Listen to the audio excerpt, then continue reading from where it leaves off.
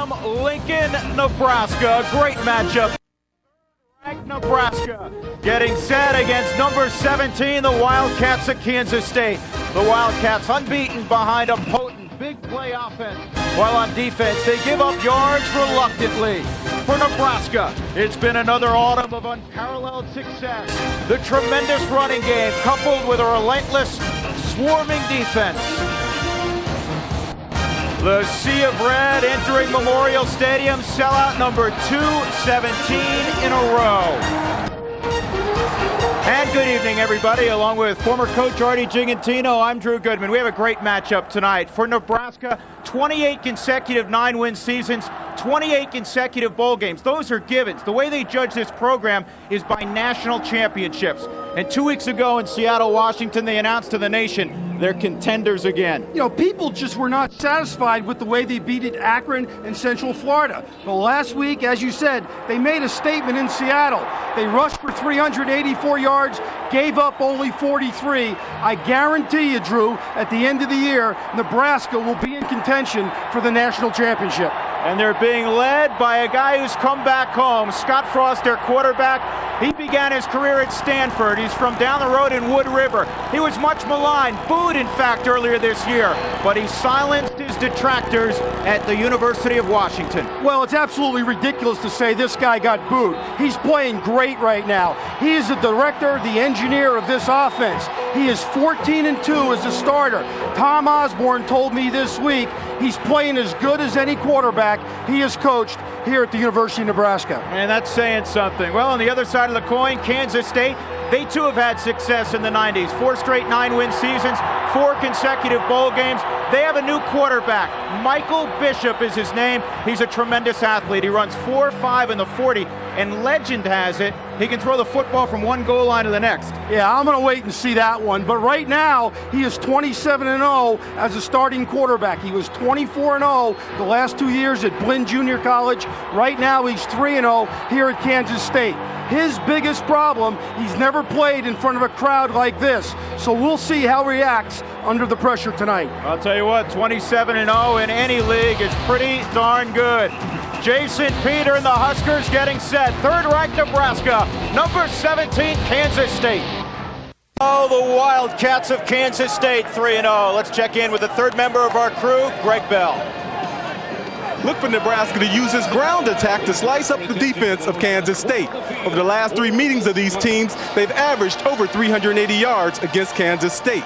Look for Kansas State on the other side to try and find a running game. Over those same 3 meetings, they've only been able to muster up 1 yard in each outing. And Artie, you can remember our Ram days together. Whenever we controlled the running game and the ground, we controlled the outcome.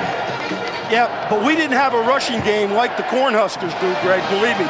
Right now, coming into this game, they're number 1 in the United States in rushing, averaging an unbelievable 407 yards per game. Well, that'll get it done. Bill Snyder, 9 years now at Kansas State. They've been a terrific team in the 90s, and they own the MAC. They've beaten 3 MAC teams. Tom Osborne, this is year number 25 in Lincoln, Nebraska as the head man. And, of course, the impressive win a couple of weeks ago against the University of Washington. Under Osborne, Snyder has not defeated Nebraska. And for the last 3 meetings, both teams have been in the nation's top 20. Rushing will play a big key in this football game because Kansas State also wants to run the football, and they're number 11 in the nation on the ground. Kansas State won the toss. They deferred. Joe Walker, Chevin Wiggins back deep. This is Wiggins 7 yards deep, and he's going to stay put. So the Huskers will begin at their own 20-yard line. There is Scott Frost. About an hour and a half from here is where he grew up at Wood River High School. He played for his dad there. In fact, his mother, Carol, the assistant coach, the wide receiver coach. And she was quite a decorated athlete. Yeah, that's an unusual situation to say the least. But the best statistic about this guy, he's 14-2 as a starter here at Nebraska. And he can run the football as well as throw it. Double tight end formation. The single setbacks Amon Green. He gets the call. Big opening. Give him 6, maybe 7. Let's take a look at the offensive line, and it is always great at Nebraska. The pipeline led by 2 All-American candidates, Aaron Taylor and right tackle Eric Anderson. Joel Makovica has put together 2 very good football games, the last couple for Nebraska. Amon Green, the I-back. 2nd down and 3 for the Huskers. Give it to Makovica, and he'll be stopped short of the 1st down.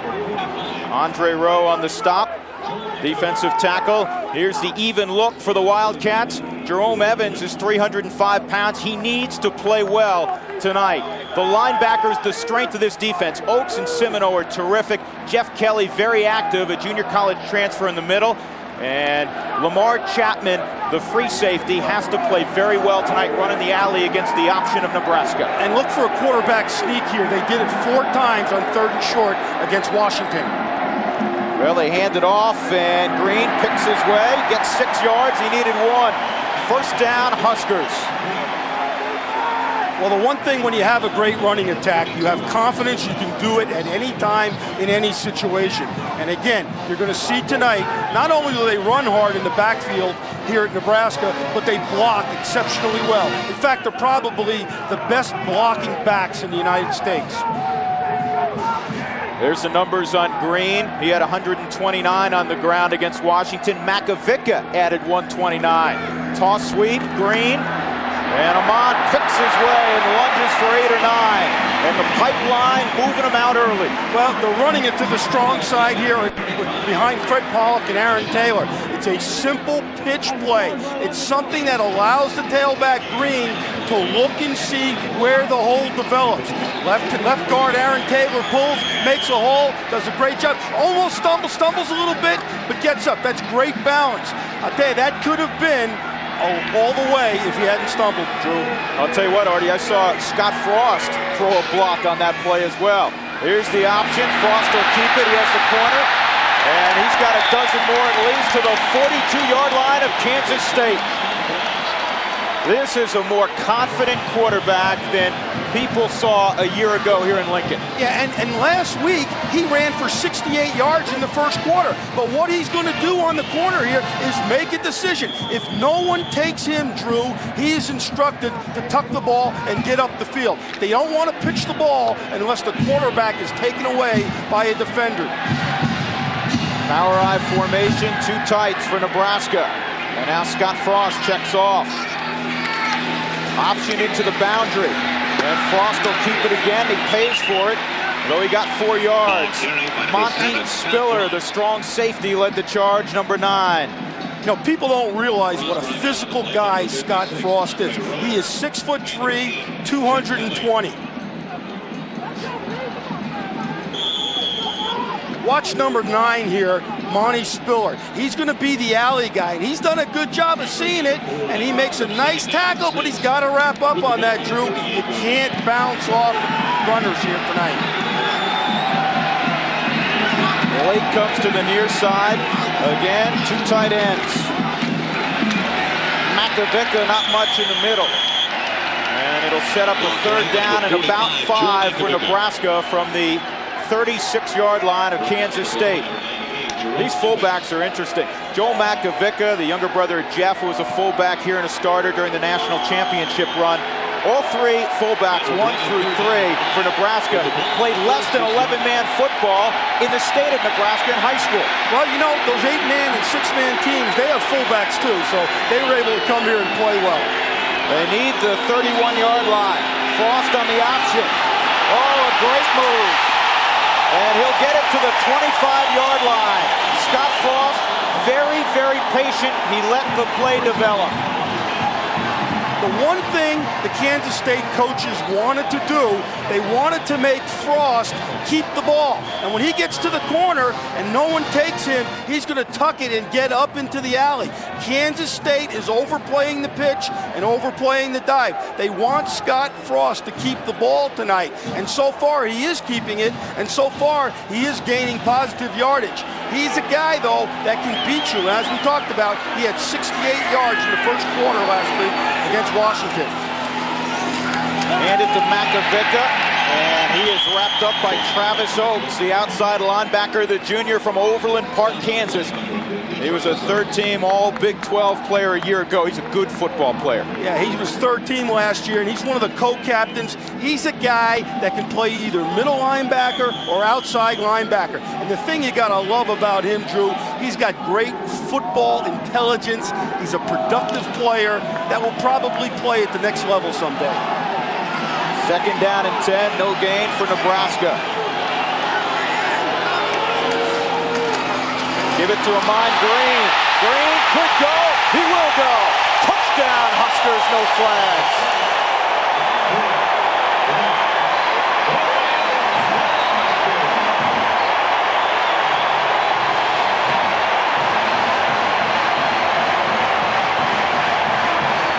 A vintage Nebraska drive, all on the ground.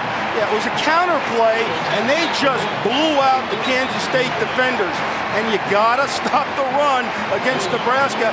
And I don't understand why Kansas State deferred to give Nebraska the ball, because this was a great chance that this was gonna happen.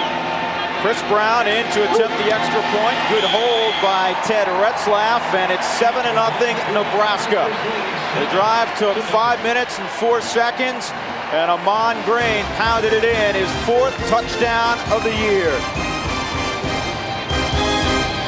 Lamar Chapman was injured. He came off the field holding his right arm. They can ill afford to lose their free safety, the sophomore from Liberal, Kansas. He's a big part of their game plan. Yeah, so much of what they're doing is putting the free safety in the middle of the field and running to the so-called alley to tackle the quarterback or tackle the pitch. They cannot afford to have a second teamer play that position, because Chapman got all the work this week, obviously, with the first team. Gerald Niesman is the man in the middle, back deep. Chris Brown to kick it. 7-0 Huskers. Niesman from the 3. Got an opening. Niesman across the 35. Gets it out close to the 40-yard line. So good field position for Kansas State in their initial possession. A return of 36. Erwin Sweeney knocked him out of bounds. On the last touchdown now, you're going to see Pollock and Taylor pull over here, and Green's going to run a counter up in there. The best play right now in college football is the counter play, because you get about 600 pounds of beef out in front of the ball carrier. Well executed by that great offensive line of Nebraska. Too tight for Kansas State in their offense. And a busted play to get going. Michael Bishop lost 4 yards, turned around to hand it off.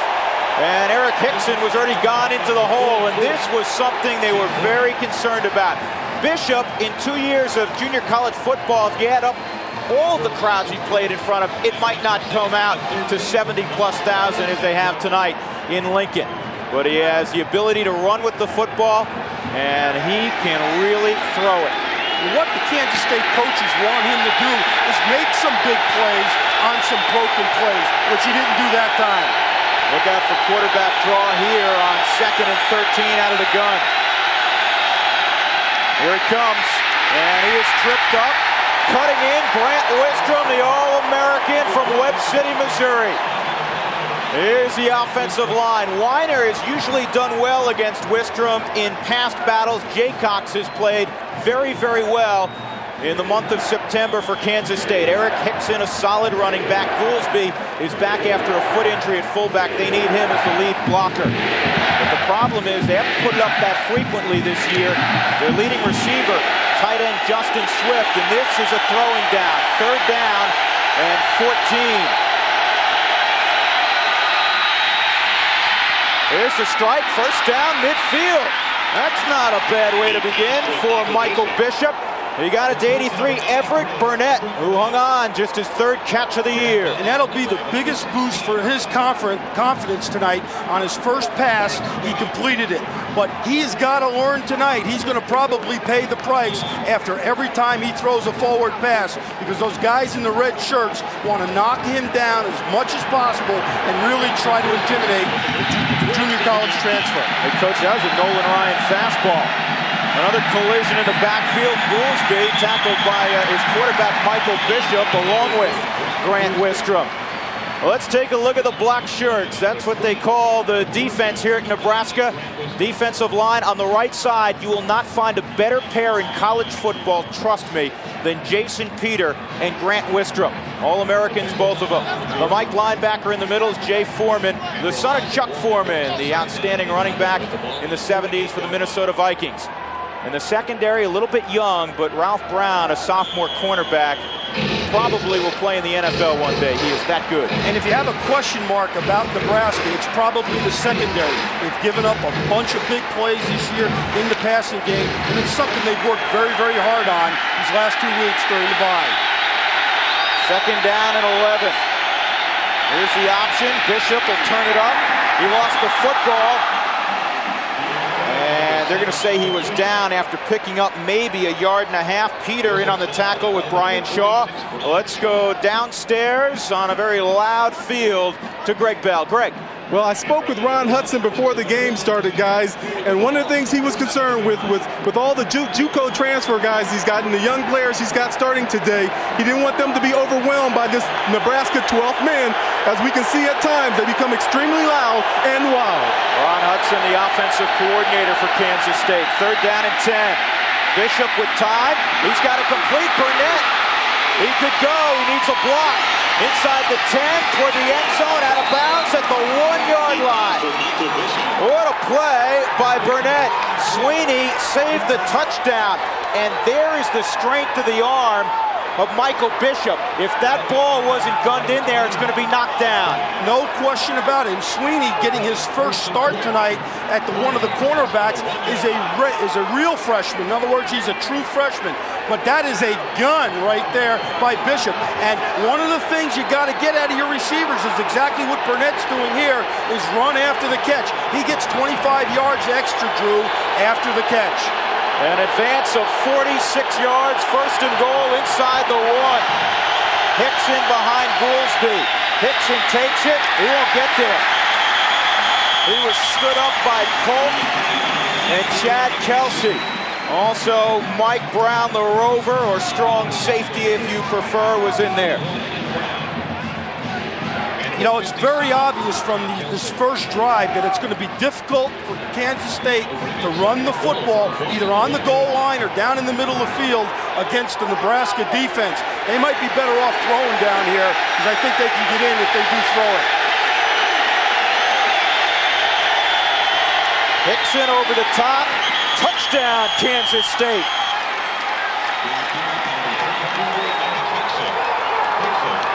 Well, a big response from the Kansas State offense. After giving up an 80-yard drive, they drive it 61 yards to perhaps even the game. Well, it's a jump over the top, and that's what you got to do. But the line does a good job of getting into the legs of the Nebraska defenders. And I'll tell you, last time out against Bowling Green, they were 9 for 9, Kansas State was, inside the red zone. They had 7 touchdowns and 2 field goals. That's a big-time stat, Drew. Martin Gramatica, and the snap was not handled. The extra point is botched. Well, that was an interesting play. You coached at Cal. I thought we were going to see the Stanford Cal play break out. Where's the band? Well, you know, Garcia is the holder, but he's also a punter. And what's happened, like in the National Football League, people are questioning whether you should put punters as the holders. Michael Bishop, he was terrific on the opening drive for Kansas State. Nebraska by 1. Oregon, as both teams trying to work their way perhaps toward the Rose Bowl. NCAA football on FX next Saturday at 6:30 Eastern, 3:30 on the West Coast. It's the best game time on cable. You know, on that last drive, the Nebraska defense going into the game had given up 12 plays in the passing game of 25 or more. Now here on the extra point, what happens is Garcia, the holder, does not see the ball snap.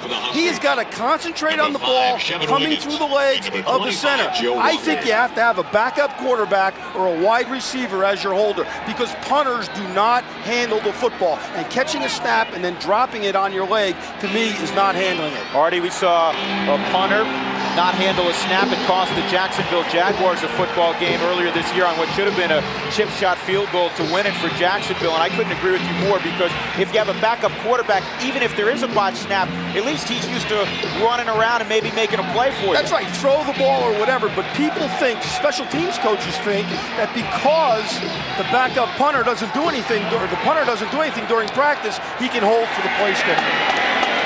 Dramatica has kicked it to Omaha. They'll have it at the 20-yard line.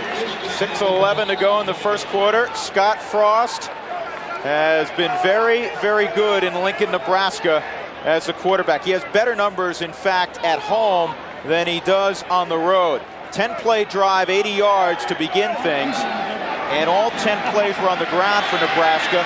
Frost had 4 carries, 29 yards. Amon Green, 4 carries, 47 yards. Here's Amon Green. Tripped up in the backfield. He dives ahead for 1. Good penetration by Semino and also Jeff Kelly at the linebacker level. That's what you have to do to stop this Cornhusker running attack. You got to get penetration with your defensive linemen and your linebackers. The backs at Nebraska run very hard. They're taught to be aggressive. And you've got to step up like Semino did that time and make the play on the other side of the line of scrimmage, not to allow the back to get going. 2nd down and 9. Kansas State hustles to get lined up. Here's the draw. Green. Jeff Kelly filled the hole. Good looking play by the junior from LaGrange, Texas. Well, let's take a look at our First Plus Financial Conference leaders. Tonight, we take a look at the Big 12 rushing leaders in terms of teams. Nebraska, number 1 in the nation. Kansas State at number 11. 5 teams in the top 15 in the country, and that's old Big 8 football. That's Big 8, but now it's Big 12, and that's very, very impressive. 3rd down and 8 for Nebraska. Frost will operate out of the spread. Throwing, and he's high, trying to get the football to Chevin Wiggins. So Nebraska will have to punt the football. Well, one of the trademarks of the Kansas State defense has been pass defense and pass efficiency defense. They've been in the top 20 in the last 4 years in the country in pass defense. Scott Frost overthrew that pass, though.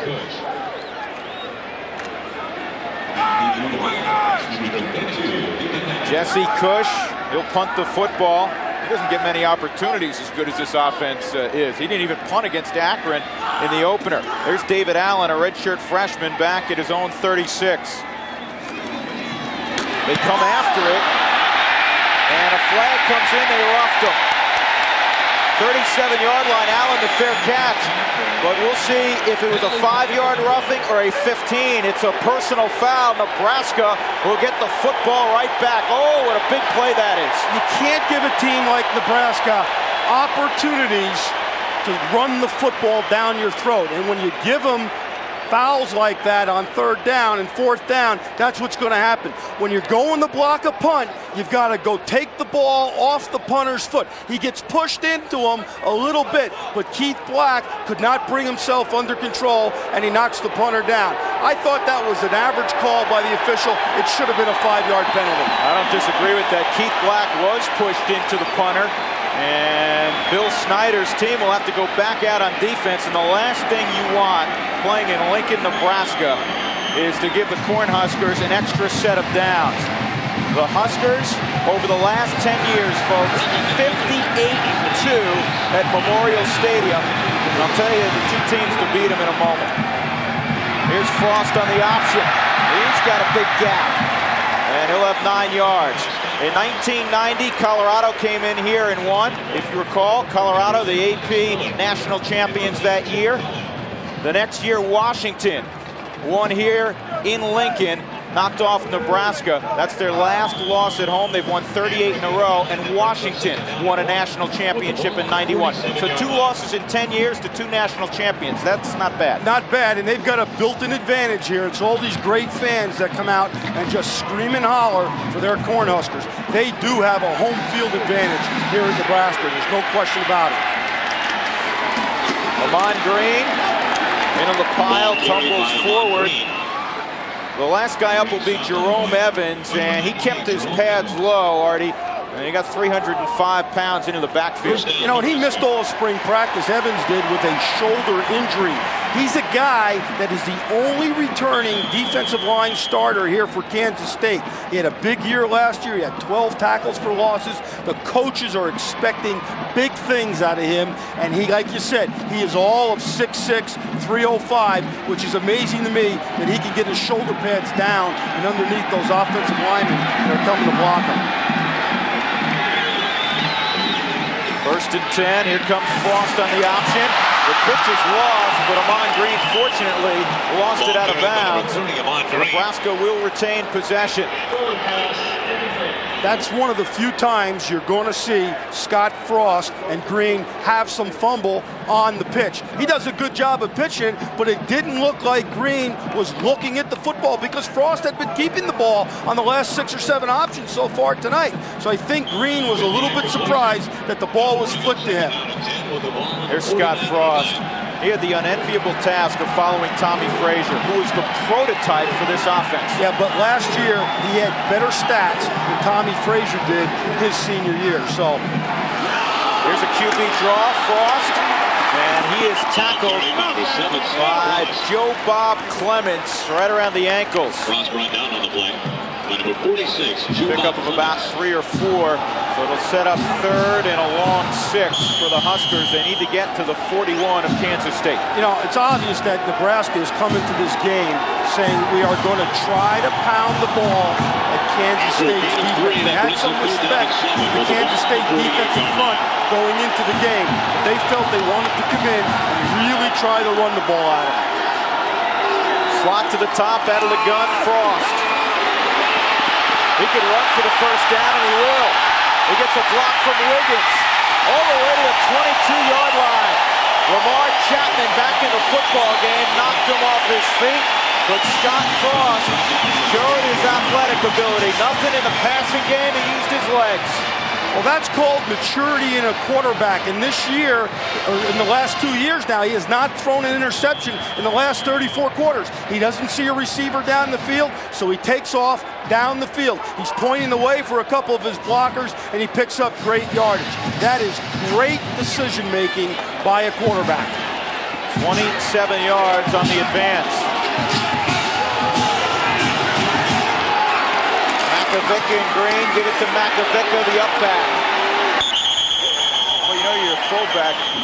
You know what you are? You're like in a shooting gallery. Guys taking pot shots at you from every direction. And people are bouncing off of him all the time. And like we talked about, he had a bunch of yards last week against Washington, 129. And they want to use him tonight. But one thing Kansas State is saying on their defensive front, the fullback is not going to beat us tonight. They are taking away the fullback plays right now from Nebraska. So you're going to see the ball probably get on the corner a little bit more. But this guy is a tough guy, and I love the way he practiced this week. Power eye. Macavicka goes in motion. Amon Green. Monty Spiller put a helmet on him, but Green able to fall ahead to the 16-yard line. 3rd down and 5 yards to go for Nebraska. You know, when you get into a power eye like that, which is 3 backs in the backfield, the Kansas State defenders are putting 9 and 10 guys around the line of scrimmage. And no matter how good you are at running the football like Nebraska is, you got to get out on the perimeter against that kind of front, or you got to try to throw the football. 3rd down and 5. 2 tights. Short side option. He won't get there. Kansas State defended it well. On the outside, Semino, and on the inside, Damian McIntosh. Stopped on the play by number 56, Andre Rowe. So we'll see Chris Brown, the place kicker for Nebraska. Here is why Nebraska was able to hold on to the football on the roughing penalty to Cush. Let's check in with Greg Belly as an update on Cush. Hey guys, injury update. Cush sprained his right leg on that last kick. Look for him to be back in the game. The trainer said he just twisted his ankle. He might even tape him up so he can get a good plant on that right foot because he's a left-footed kicker. All right, Greg, and on the field, you don't often see this. The place kicker, Chris Brown, called the timeout. There might have been only 10 players on the field. So we'll step aside for a moment. The Huskers leading the Wildcats 7-6. Drew Goodman, Artie Gigantino, Greg Bell in Lincoln, Nebraska. FX has the X-Files weeknights at 8/7 Central. On Monday, Mulder attempts to rescue Scully, who's been abducted. The X-Files invades the air 5 nights a week at 8/7 Central, only on FX. You've got to watch. I don't know that guy Mulder. You know him? No, but it's my favorite program. I love it. Pay attention to their names then. From 31 yards away, Chris Brown near hash mark knocks it through. So it is Nebraska 10 and Kansas State 6. And Nebraska has yet to complete a pass in the football game. Well, they don't have to if they keep running the ball the way they are. And by the way, Chris Brown, that was his 30th field goal. And he is now, or is the career holder in field goals for the University of Nebraska. And with this offense, I would think he'd have a few more because they get down and they either score touchdowns or give him an opportunity to kick one through. He's done a great job in his career in Lincoln. 25 years for Tom Osborne, 245, 49, and 3. And that's truly remarkable. 83% of the time, they come out on top.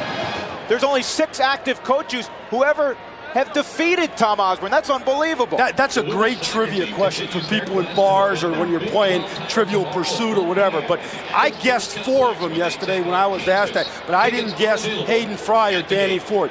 This man, needless to say, his record speaks for itself, but he is truly a great gentleman. In fact, in the press guide this year, there are 13 pages devoted to him. That just goes to show you some of the records and some of the accomplishments that he has had here at Nebraska. Hey, Artie, they've written a number of books already on Dr. Tom Osborne. Well, they should. Like I said, he is one of the great guys. And you know what's amazing about him? He took over a great program from Bob Devaney, but he kept it going. And what people don't understand sometimes, it's harder to keep it going than it is sometimes to rebuild a program. This is Gerald Niesman in the middle. He had a good return last time. He's got another good return. Niesman, open field to the 47-yard line.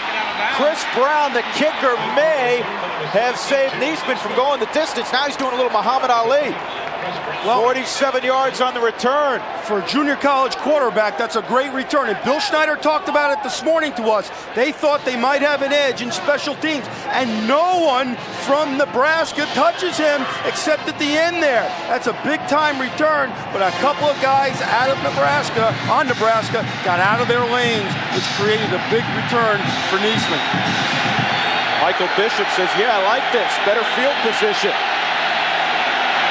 Here's the counter tray. Not much doing for Eric Hickson. Despite the success of running the football their first 3 games for Kansas State, a whole different deal running against the Black Shirts. And that will be the final snap of quarter number 1. Nebraska held the football for more than 11 minutes in the first, and they have the lead. Loosened up, you're ready to go. I'm ready to go, and I tell you, I hope the Nebraska defense is ready to go because, you know, Bishop can make big plays as we've seen so far. He's a very interesting guy that a lot of people compare to a guy by the name of Cordell Stewart. He used to play at the University of Colorado, now in Pittsburgh Steelers. He is a pretty fair player. 2nd down and 10. Pressure on the outside coming, and they dump it in the flat to Hickson, who could not hang on. Eric Johnson was coming off the edge. He's the weak side linebacker, the will linebacker, if you will, for the Huskers. It'll set up 3rd and 10. And you know, that was an outside corner blitz that Charlie McBride called. He wants to put pressure on Bishop as much as possible today in passing situations. And one of the things the Kansas State coaches want to do, they want to protect Bishop by calling the pass protection in the huddle tonight instead of allowing him to call it on the line of scrimmage. 3-step drop, and it's knocked down. They were trying to get it to Burnett. Good coverage by Ralph Brown. That's not the guy you want to pick on. No, Ralph Brown's a big-time player. In fact, he's the first freshman to start at the University of Nebraska first true freshman since World War II. You have Bishop Almont in California, and he's just an outstanding player.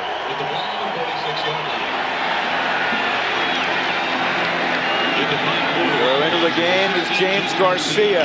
He's a very good punter. And he unloads a bomb. He turns it over. This one will get into the end zone. A punt of 54 yards. First and 10 with the ball on the 20-yard line. Kansas State and Garcia. Well, next week on College Football Saturday, it's a quadruple header. Colorado and Oklahoma State will be there, and then in the Pac-10, Stanford will take on Arizona. It all starts with Air Force, Navy, or Southern Miss, East Carolina. That's next week on Fox Sports Net's College Football Saturday. Check your local listings. How about Oklahoma State today? Just destroying the University of Texas. They've done a great job of coaching down there, obviously. Colorado went down today to Texas A&M. Amon Green, and he runs into Joe Bob Clements from Emporia, Kansas. Now, Joe Bob, he should be from Texas, shouldn't he? Yeah, and you know what? He's a hunter and he's a fisherman, and he walked on in 1995 and got himself a scholarship. He's a tough guy that the coaches just love because he's a go-fast football player with a high motor that just will not take no for an answer. And you got to love guys like that because he came and he made something out of himself at Kansas State. There's never been a guy named Joe Bob that wasn't tough. Second down and 7. Little waggle for Frost, looking for his first completion. He has it to Sheldon Jackson. Third-team tight end and the best receiver of the tight end group for the Huskers, and that'll be enough for a first down. Well, one of the things you want to do with Scott Frost is get him on the corner. He's a mobile guy that can run. You're going to see Sheldon Jackson now run across the field as Frost runs the bootleg onto the top of your screen. That's a good job of finding the open receiver. He puts the ball a little bit behind him, but big old Sheldon reaches back and catches it. He had 3 catches against Central Florida for 61 yards this year. 10-6 our score, Nebraska leading.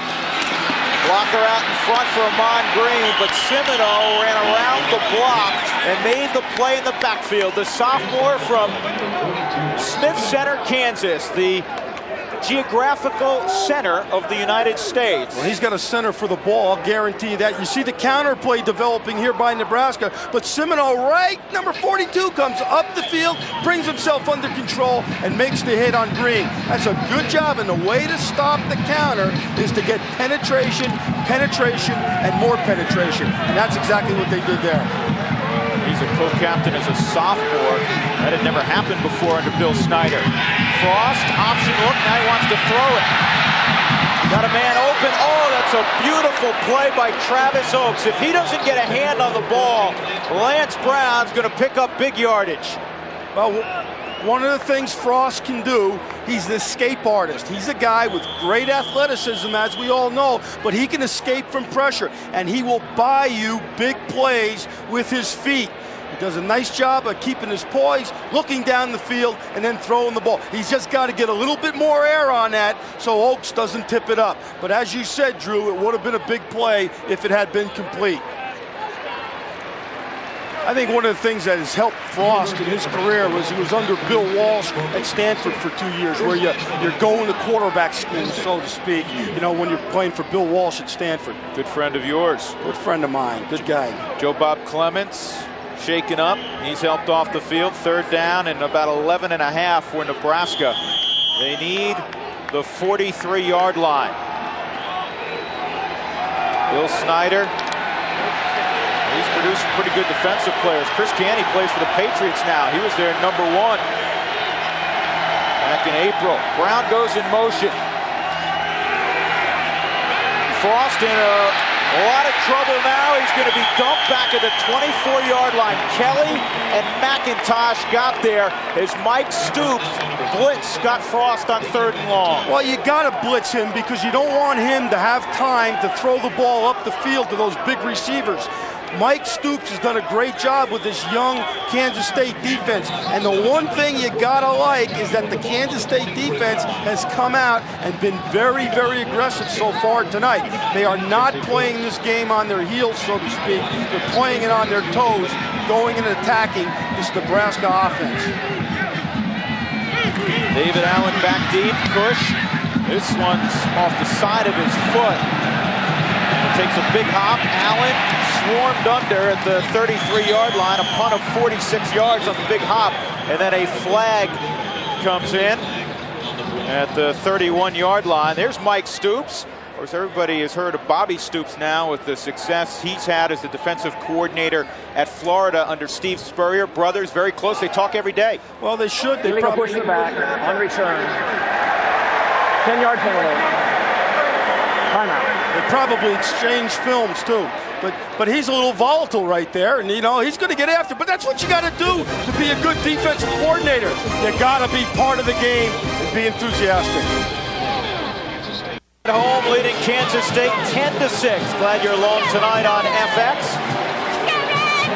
Mike Stoops, the defensive coordinator, we saw him jumping around the box for Kansas State. He says the reason I stay upstairs, I'm too animated to be on the sideline.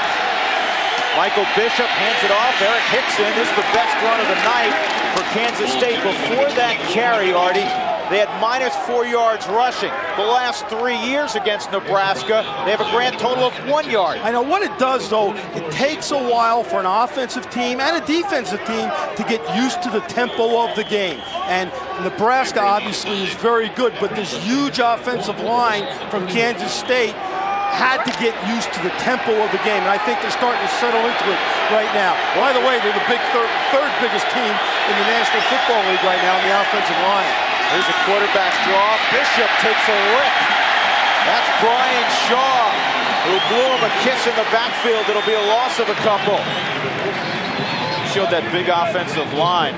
What conferences do Washington and Jacksonville play in? Yeah, Washington's in the Big East. I'm not sure about Jacksonville. This is a quarterback counter here, a new play that they put in for Bishop. It's like the tailback counter, where two offensive linemen pull, the quarterback gets the ball out of the shotgun and runs the counter play. Ron Hudson, the great offensive coordinator from Kansas State, put that in to maximize his running abilities. Big play here, 3rd and 3. Three-step drop, Bishop throwing, and it's knocked away, and it's intercepted by Warfield. He has the sideline. And he'll get it to the 16-yard line, the first turnover of the game.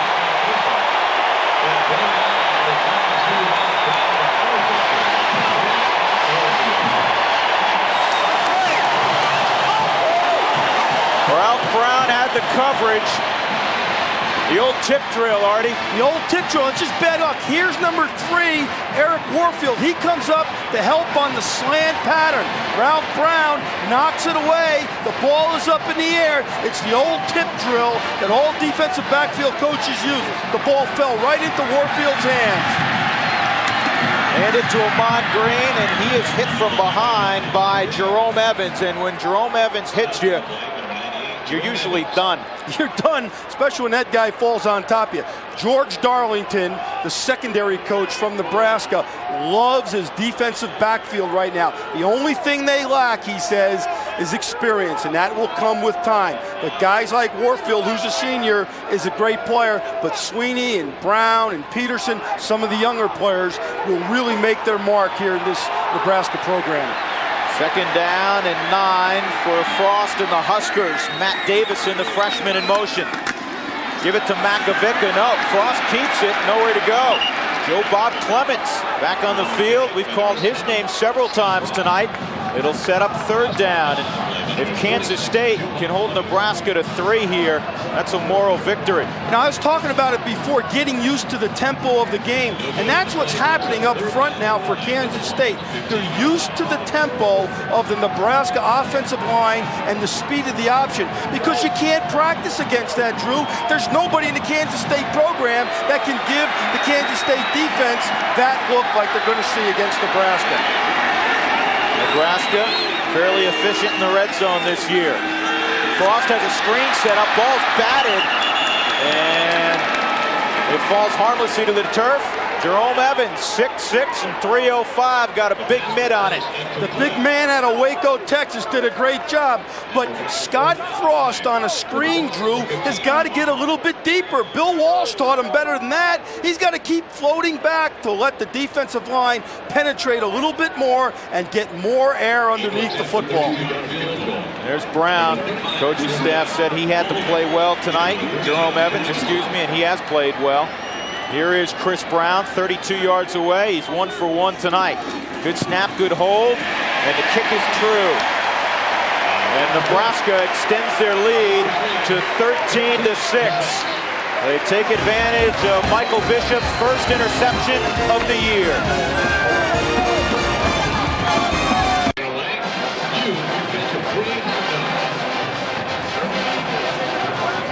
Look at that guy in the green shirt. He must not have gotten the message on the dress code here. He got tickets for free. Well, Tuesday on Fox Sports Net, don't miss a behind-the-scenes look inside the NFL on NFL Total Access, followed by Hardcore Football, featuring guests Mark Jamura and Bill Romanowski this week. It's NFL coverage like no other network. That's NFL Total Access and Hardcore Football Tuesday on Fox Sports Net. Check your local listings for the times in your area. Drew Goodman, Artie Gigantino, Greg Bell from Lincoln, Nebraska. Brown to kick it deep again. And he has some wind behind him, and the field goal is good.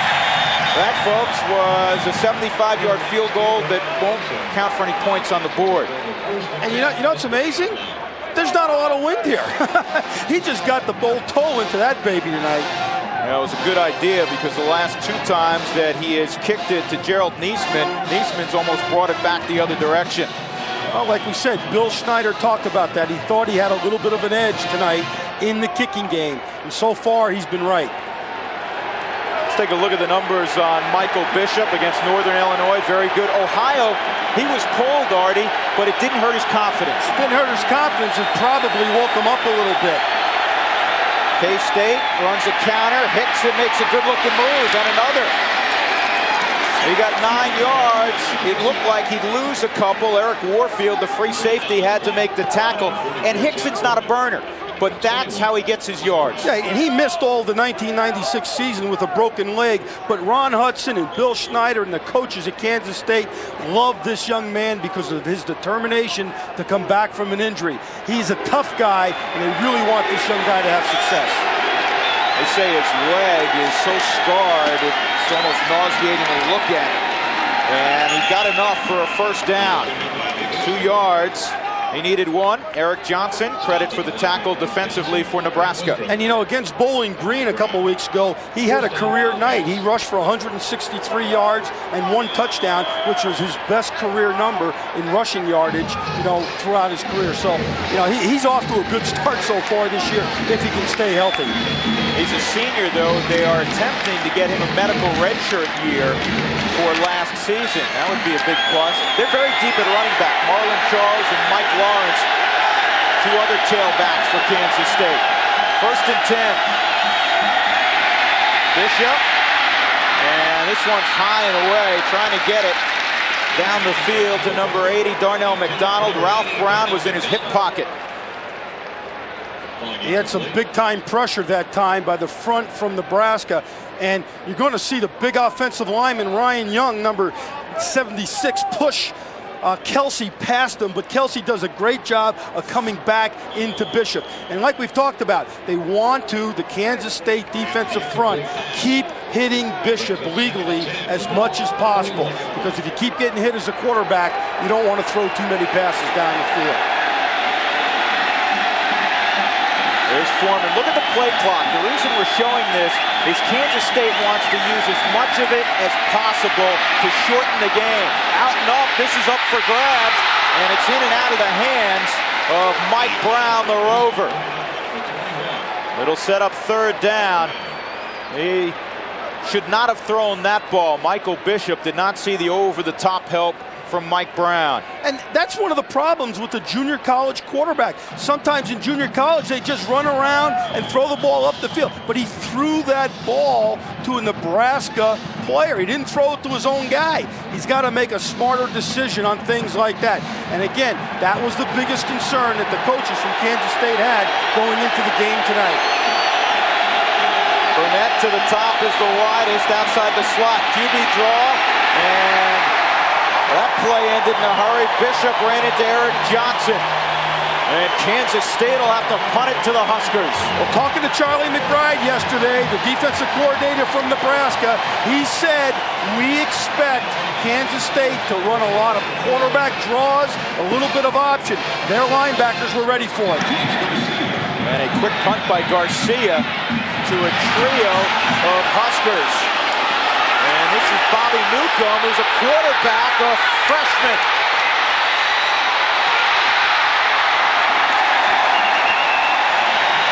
They're going to be cheering for number 12 for 3 more years because he is the heir apparent at quarterback. The player of the year in the state of New Mexico last year. Bobby Newcomb. Yeah, he's also a parade All-American, and he's a guy that went and asked Coach Osborne, can I contribute on this football team? And he discussed it with Coach Osborne, which is why they moved him to receiver and the kick returner instead of redshirting him. But again, in practice the other day, I saw him. He's an exciting guy. Amon Green straight ahead, not much doing. Let's check in with Greg Bell. Hey guys, one thing that we're seeing from Kansas State's defense that's a little different than what we saw in Washington and a few other losses to Nebraska is that they're getting off the ground quick from the cut blocks. Ernie, we talked about it yesterday, Arnie. They're just not going to let these guys cut them and stay on the ground. They're getting up off the ground, they're wrapping up, and the coach loves it. He told them stay with that, and Nebraska won't go anywhere. 2nd down and 9. Greg, thank you. Nebraska, little counter, Green bust through there and then lost his footing as Jeff Kelly was closing. What Nebraska's got to start doing, I think, is go back outside and get on the perimeter. Because like we've talked about, inside right now, the Kansas State defensive front is doing a nice job of stopping the inside, quote, power running game. Nebraska is half power, half finesse. The finesse part comes in when you get on the perimeter. 2 tights on 3rd and 5. Option to Frost, late pitch Green.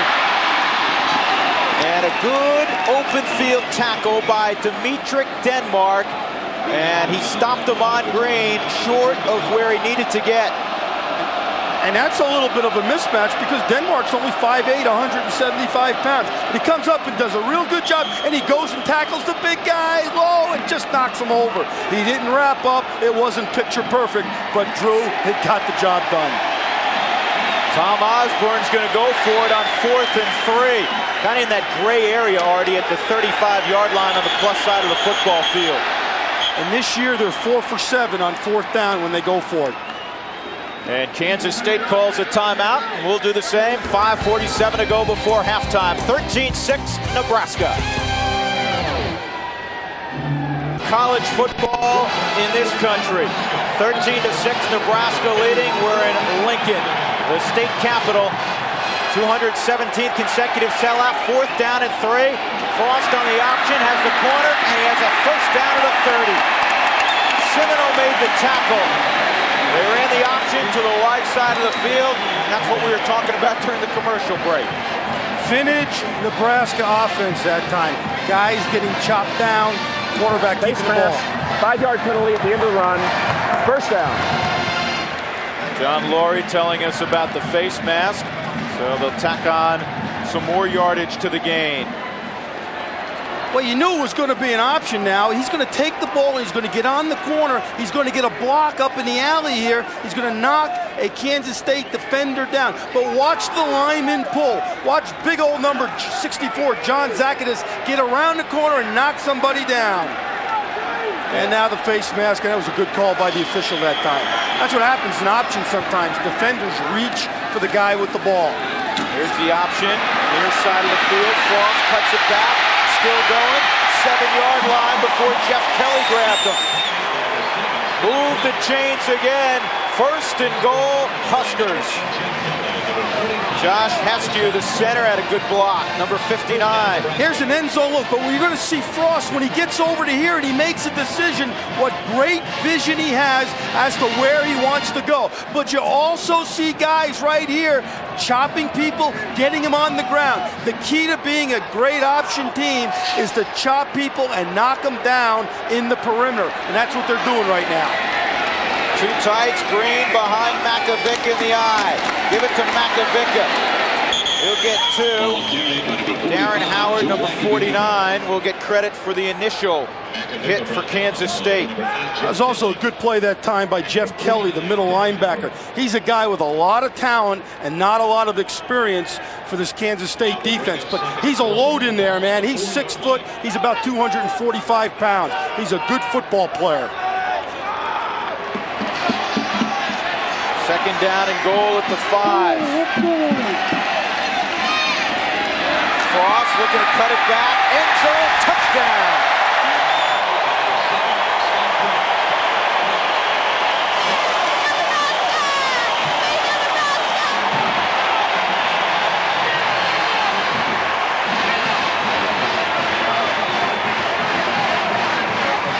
I can't tell you enough about how much more patient Scott Frost is running the option than he was a year ago.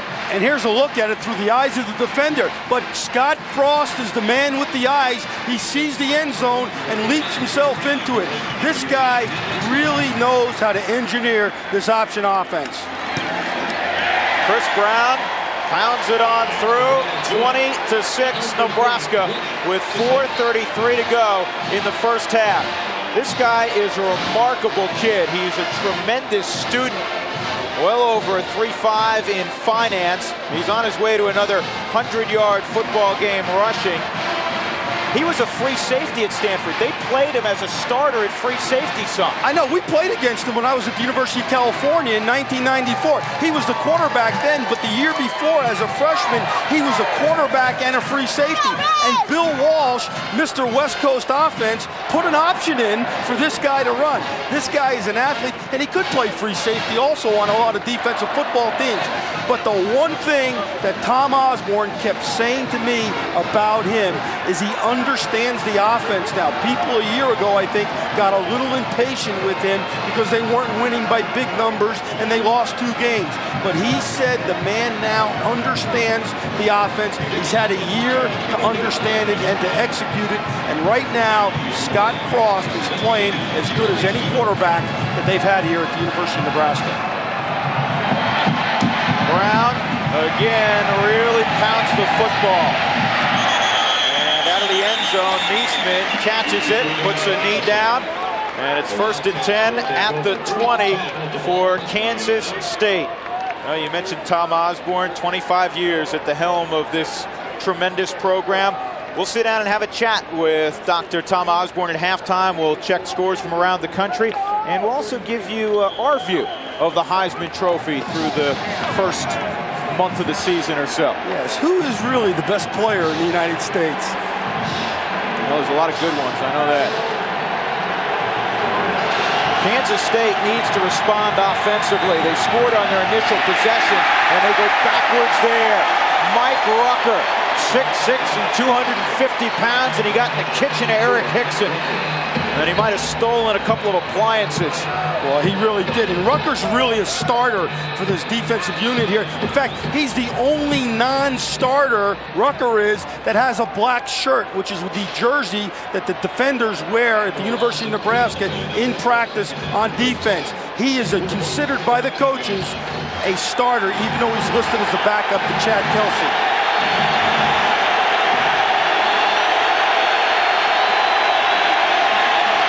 Away to Hickson, tackled from behind. The great speed of the Nebraska defense. Grant Wistrom.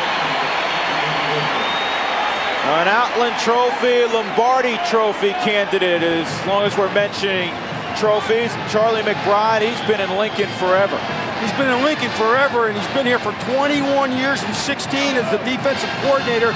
And he said to us, Lindstrom and Peter are 2 of the best players he's ever coached. In fact, Jason Peter is the best defensive tackle he's ever coached. And that's really saying something. There have been some great ones here. 3rd and 12. Quarterback counter. Michael Bishop gets a few, not nearly enough. And you talk about the success of the Nebraska program. I think it begins with the coaching staff and the continuity they have under Dr. Tom Osborne. Well, if you add this all up, it equals 137 years of experience, including Tom Osborne, here at the University of Nebraska. That really tells you something. And that guy, Charlie McBride, is a big part of it. continuity equals success in college football today. Garcia, another tremendous punt. Shevin Wiggins trying to shake free, and he gets to the 37-yard line for the Huskers. Well, check out NYPD Blue weeknights at 9, 8 Central right here on FX. Monday, a man who planned a pawn shop robbery claims his former cellmate committed the crime. It's an episode you don't want to miss. NYPD Blue following the X-Files. 5 nights a week at 9, 8 Central. Experience what everyone's been talking about.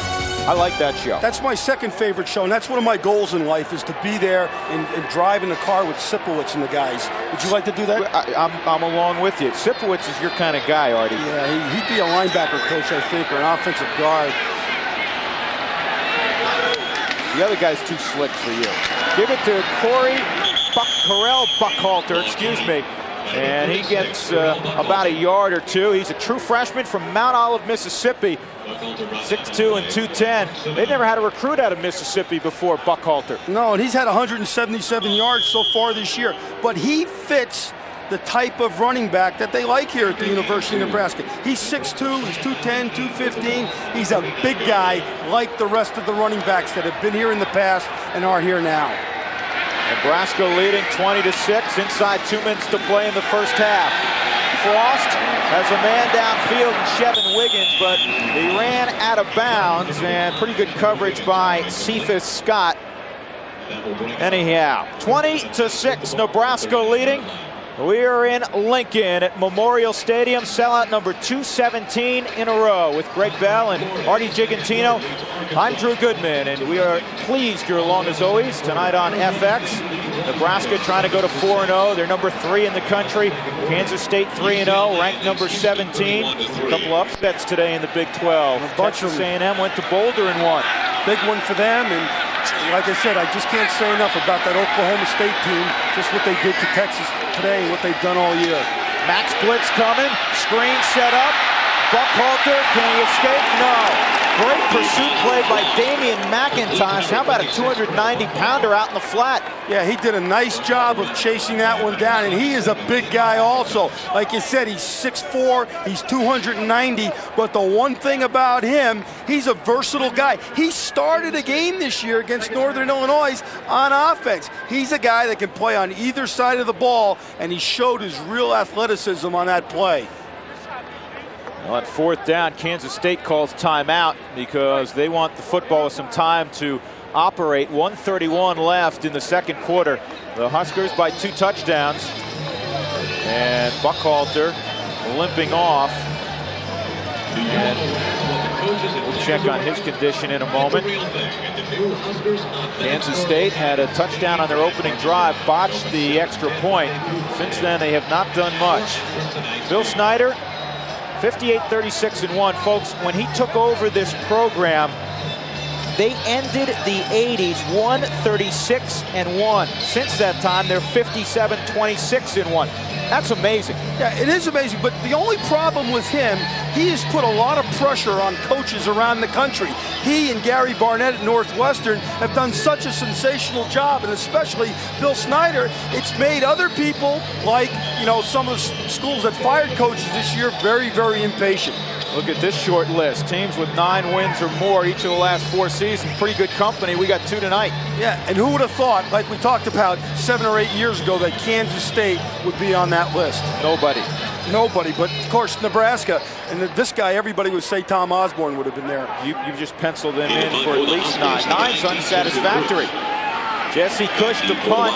David Allen, the freshman, back at his own 25-yard line. And this is a great punt by Cush.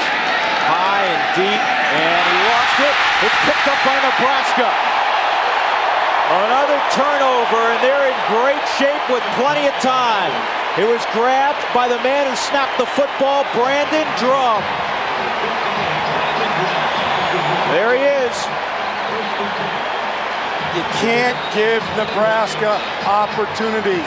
That's what they want to do. They've had a great turnover margin here, and it's going to continue tonight. Coach off a left-footed kicker, different spin. totally different spin, but you got to practice that. Go give somebody in Manhattan a scholarship that's a left-footed punter to come in and kick the ball to him, so you get the detail of the ball spinning correctly. And believe me, being an old special teams coach, it is very different, that spin. Two tights, Green behind Makovica, 120 left, ball at the 22-yard line. Frost in trouble, gets it away, he threw it up for grabs, intercepted by Cephas Scott. Cephas Scott with his first pick of the year. And that, a costly error by Scott Frost. Well, it's his first interception in like 36 quarters now, and it's certainly the first one this year. Nice job by Scott of seeing the ball, but it was a very poor pass that time by Scott Frost. Nebraska obviously trying to loosen it up by throwing it on first down. Frost does a good job of getting out on the corner, but he gets tackled in the backfield, and that ruins his velocity in terms of throwing the football. And obviously, he's very disappointed. Pressure came from Dyshot Carter on a corner blitz. Kansas State backed up, goes on the ground, hits him. Gets about 5 yards. Eric Johnson made the tackle. A reminder, coming up at halftime, we'll check out all the scores from around the country. We'll have an update on the Heisman Trophy race, and we'll also converse with head coach Tom Osborne of Nebraska. They're letting the clock run inside 45 seconds. Again, it's Hickson. Subtle little move. And he was unable to take Eric Warfield out. The safety broke down on the corner and made a good play in the open field. And what Bill Snyder is saying here is, hey, we're satisfied to be behind only 20-6. We don't want to make another mistake by throwing the football, put too much pressure on Bishop. Let's just get out of here with a 14-point deficit. So I think that's the right thing by Bill Snyder. Go in, make some adjustments at halftime. You have the ball when you come out, and see what happens in the second half. And Michael Bishop, though, 2 of his first 4 plays were botched. He turned the wrong way on a handoff and had to improvise. When he threw the football, especially on the first couple of drives, he was right on the money. So he was not that dazzled or frazzled, if you will, by the crowd here. Well, sometimes footwork and sometimes remembering where you're going when you're the runner as a quarterback is harder than just dropping back and throwing the football. Because I'll guarantee if you watched him as a junior college quarterback, he just dropped back and rocketed the ball to the opening man, you know, which is what you kind of do at a junior college level, because coaches don't have the time or the facilities to obviously coach players like they get coached at Nebraska or Kansas State. But I am very impressed with his arm so far. And I don't know if he can throw it 100 yards, but he sure as heck can throw it 50 and on a bullet too. I'll tell you, the story goes that he threw the ball 93 yards messing around in practice one day. And I don't care if they're off by 20 yards. That's some kind of arm. That's some kind of arm, and he's a baseball player too. He's a third baseman and a catcher. I'll bet you he's gunned down a lot of guys at second base in his day. And he was not available for spring practice. Last spring, he was at Independence Community College, so he's really had about a month in this offense. Yeah, and you can't miss spring practice if you're a quarterback and expect to play great. 27 seconds left. Hickson with the football. He's going to lose a bunch. Ralph Brown, the corner, coming up and supporting. And now it's 4th down. And Nebraska calls another timeout. And at the very least, they have an opportunity to A, set up a return, or B, come after the punt. Yeah, now Nebraska sometimes does that. They will go after the punter. Now, the danger in doing that is you have a chance to rough them. I'm not sure what Coach Osborne will do here, but either way, Drew, he ought to end up with pretty good field position, and 1 first down or 1 long completion could end up being at least a field goal try before you go in for the halftime. 20 seconds to go. The Huskers leading by 14. Do you think if you and I put football pads on and got 9 of our friends, they'd have 72,000 here? Well, maybe 71,900. There are 10 people here that would not want to see us play, but there would be a lot of people in red. And well, after they saw us, there'd be 72,000 that didn't want to see us play. Yeah, probably, absolutely right. Hey, you know, and we asked Coach Osborne this. We talked to Charlie McBride about this. You know, why do people come? Well, he said, you know, there's nothing else in the state of Nebraska. There is no professional sports here. There's not a Nebraska state. They have obviously tremendous tradition. They've won national championships. They demand national championships. It just makes a great atmosphere. 8 men on the line of scrimmage. Lance Brown back at his own 44. James Garcia at the spread punt formation back at his own 3. Here they come. And a good job by Kansas State. And a howitzer for boot by Garcia. Here's Brown. And he's still going. And he pays for it. Travis Oakes ran him over at the 30-yard line. And there are now 6 seconds to go. See, if you're Michael Bishop, you can throw the ball in the end zone. Here, I think you're probably going to sit on it if you're Nebraska. Yeah, I'm sure they will, but you know, Nebraska did work on the Hail Mary play in practice on Thursday, so they might want to take one shot up the field, but I'm like you, I don't think they will do that. What I think they'll do is sit on it and go in with a 20-6 lead at halftime. Lance Brown shaken up a little bit now. He jogs off the field, top of your screen. Keith Black was the player shaken up for Kansas State. Scott Frost has his team in a double twin formation. He's going to go out of the shotgun here.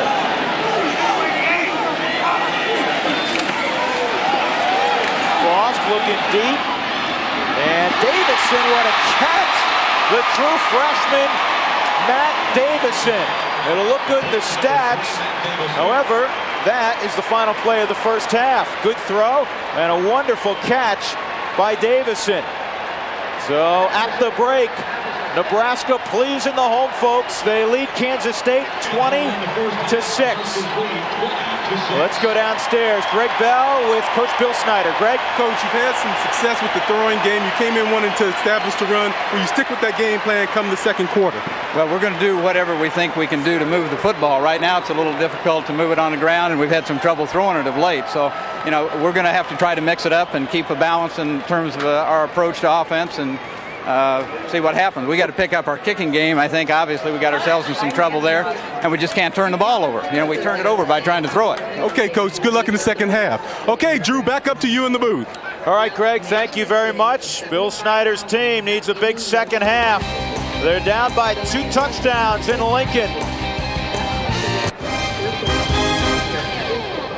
Do on the ground, Artie? Well, it's the 21-66 number I was talking about. Kansas State has got to rush for 100 yards in this game to have a chance. Nebraska is going to try to continue to hold them down to under 50. 20-6 at the break. Nebraska leading Kansas State 20-6 in the Big 12 opener for both schools. Lincoln, Nebraska Memorial Stadium. Told you that it's sellout number 217 in a row. When this stadium is filled, most people know around college football, it's the 3rd largest city in the state of Nebraska. 5% of the population is represented by 76,000 folks. That's an amazing statistic. This is a city here. Maybe you and I are the mayors of this city since we're up here with the microphone. There's the mayor. No, he's the governor, I'll guarantee you that. He's the president, the governor, the mayor, whatever he wants. The most revered man in this state. Absolutely. There's no man more popular than him. And, you know, there's no man under more pressure sometimes than him when things don't go well either. That's Gerald Niesman reflecting down at his own goal line. He's been spectacular returning kicks tonight. He had a 46-yarder, also a 36-yarder earlier. First Brown to kick it off. Niesman backpedaling 9 yards deep, and he prudently puts a knee down. Let's check in with Greg Bell. Greg, what do you have? Guys, in that last series for Nebraska, Correll Buckhalter, number 36, left the game limping pretty badly. Talked to the trainers, they came out, they said he'll be coming back in the second half. He's just going to give it a try. Not sure if it's going to last for him or not, but he's going to give it a try in the second half. They just keep lining up I-backs, don't they? They keep getting hurt, though. Maybe the best one in the program is hurt D'Angelo Evans, a young freshman who will probably redshirt. But they've had their share of injuries at the I-back this year. Now, D'Angelo Evans is fun. He's out of Wichita, Kansas. Great player, but he had abdominal surgery. Michael Bishop on the option, tackled from behind. Jason Peter, number 55, maybe the hardest worker in this program, and that's saying something. Oh, big time. And we met his brother yesterday, and his older brother, Christian, plays for the New York Giants, and that's quite a family. But he's a guy, along with his buddy Wistrom, who are, by the way, roommates, have the best motors maybe in all of college football, the intensity at which they play at. Well, who gets the list to go grocery shopping in that family? Bad pitch. Hickson's got to jump on it. He'll lose a bunch. Wrapped up by Brian Shaw.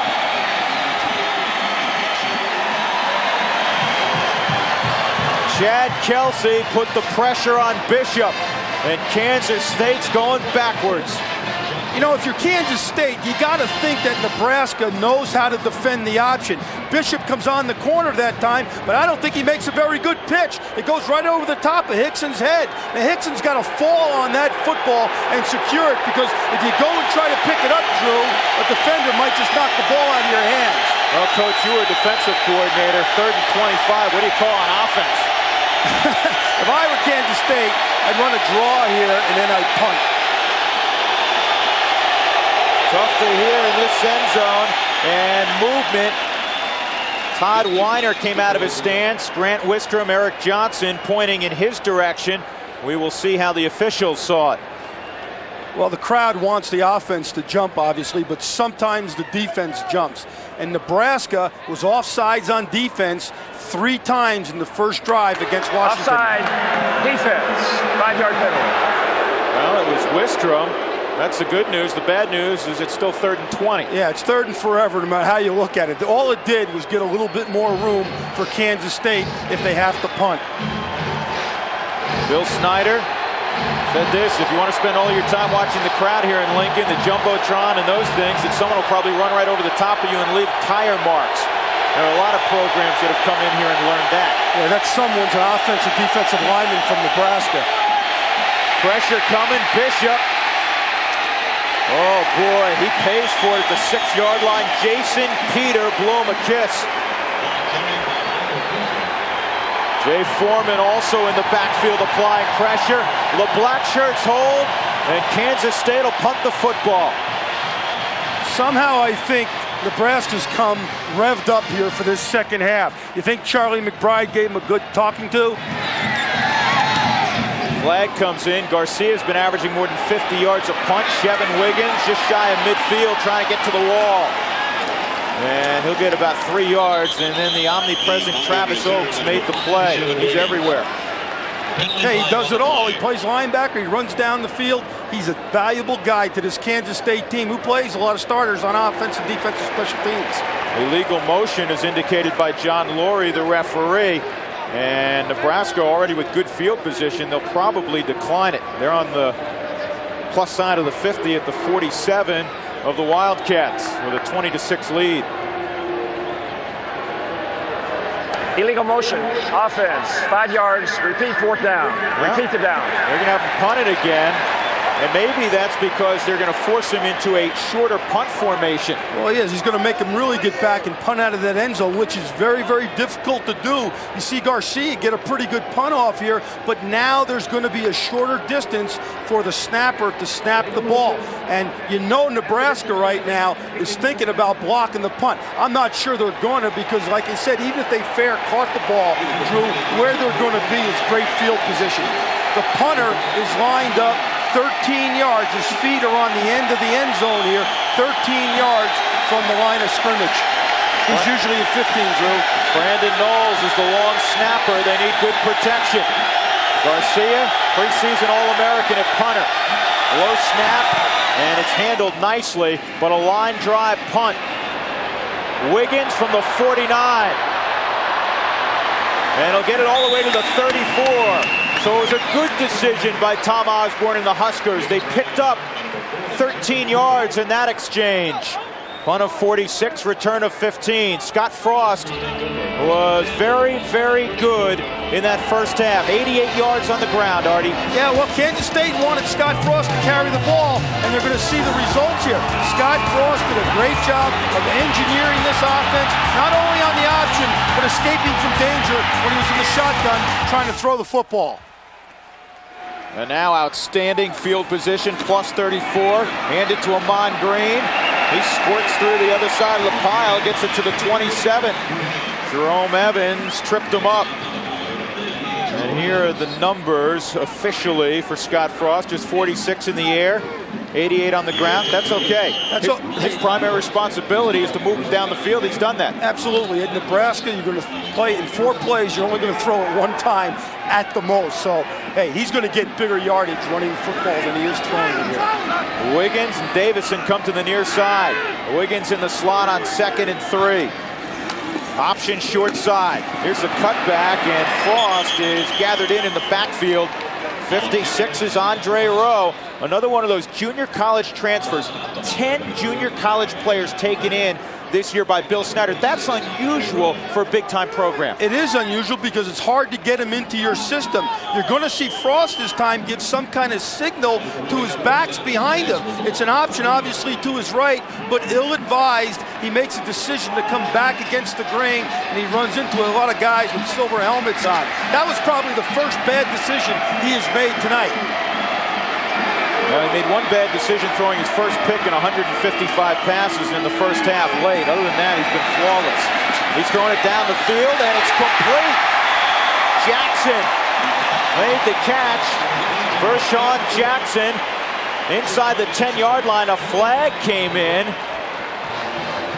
the neighborhood. Number 3, Cephas Scott. Cephas Scott thinks it's offensive interference. And he might be right. Jackson might have pushed off of Scott to come back on the ball. It's holding, defensive holding. If that was defensive holding, the throw was awful late by the official on the flag. We'll have to watch it on the replay. Holding on the defense. The penalty is declined. First down. Boy, that ball fluttered up in the air for a while, Artie. Well, we'll see what happens here. Now you're going to see Frost get out on the corner. Jackson down the field. He floats it up, but I don't see the defensive holding. I would have called that on Jackson, if anybody, because the ball was underthrown, and he looked like he pushed Scott out of the way as he came back for the football, Drew. 1st and goal at the 7. Makovica, the up back, the eye back, Amon Green. Toss sweep. And Amon will walk in. Touchdown, Nebraska. The old power pitch play.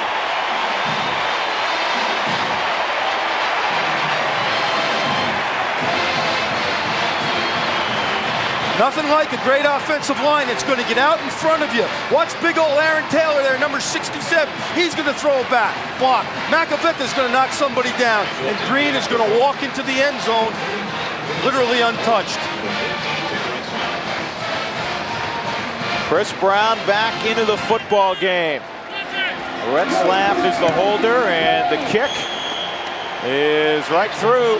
27-6 with 11:29 to go in the 3rd quarter. Nebraska off and rolling.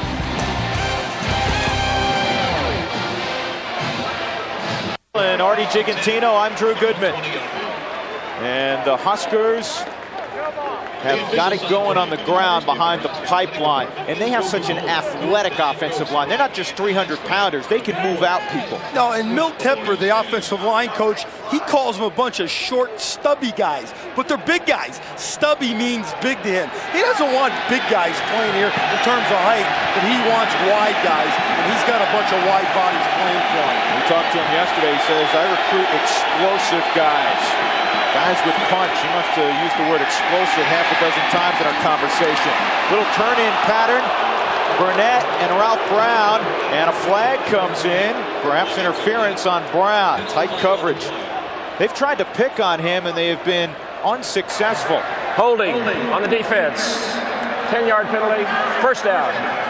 Well, it must have been Brown at the line of scrimmage. Those slant patterns are easy throws for the quarterback, and what you want to do is get the receiver the football and hopefully allow him to run after the catch, something they did with the 49ers with Jerry Rice and John Taylor that they made famous. But they also, Ron Hudson and Bill Schneider told us they want to pick on the smaller corners of Nebraska by throwing the ball on quick slants to the wide receivers of Kansas State. Well, Central Florida, Dante Culpepper is an underrated quarterback, threw for more than 300 yards against Nebraska, and Washington threw for a bunch of yards in that loss in Seattle 2 weeks ago. 11:19 to go in the third quarter. Bishop goes play action. He guns it, and it's dropped.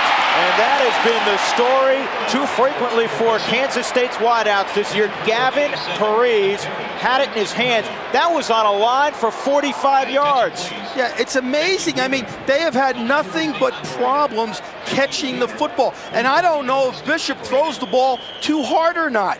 But Perez on the bottom here is going to be in great position to go and catch the football. And Bishop delivers it right on the money. It's a good pattern. He's wide open. It's the right call. But you got to catch the football, Drew, when it's thrown on the money. Look at this, an option that goes back the other way. Hits and loses a bunch. Jason Peter was not fooled. This guy is 285 pounds, and he has 9% body fat. And you know it's a killer. That just says what a big play that drop was the play before. Because now instead of being down the field, it's minus yards. A little razzle-dazzle here. They're going to start an option to one side, but come back on like a reverse option. I'm not sure I've ever seen that before. But give all the credit to Peter. What a nice job of coming up the field and making the play. Coach, I'm not sure you'll see it again. I don't think so. Or do I want to? 3rd and 19. Bishop trying to get it to Parise, and there was good coverage, and the pass wasn't close. 4th down again for Kansas State. And the busiest man in Nebraska, James Garcia, trots onto the field. You were talking about junior college players. They have a hard time, no matter what position they're playing, getting into a rhythm. And I think that's the problem with Bishop. It's been the problem all year. He missed 1,500 snaps in spring practice because he wasn't there for 15 days. He's having a hard time getting into rhythm with this passing game tonight. Garcia fumbled it, and it was nearly blocked. I don't know how he got that away. Wiggins from the 40 takes a lick and keeps on ticking, at least for a moment. Keith Black covered the punt very well for Kansas State. Artie, how'd they miss this? Well, being an old special teams coach, you got to go in and you got to take the football off his foot. And what happens? The guy from Nebraska jumps up too soon. He didn't have to jump there, Drew. Just run right through Warfield and take the ball off the punter's foot. That's special teams punt block A right there. Don't jump. Take it off the guy's foot. That's how you taught the Rams, huh? Hey, you were pretty good at it. I know you were. Here's Amon Green with a couple of blockers on the counter. Amon Green in the corner. He can go, folks. See ya later. Touchdown, Huskers.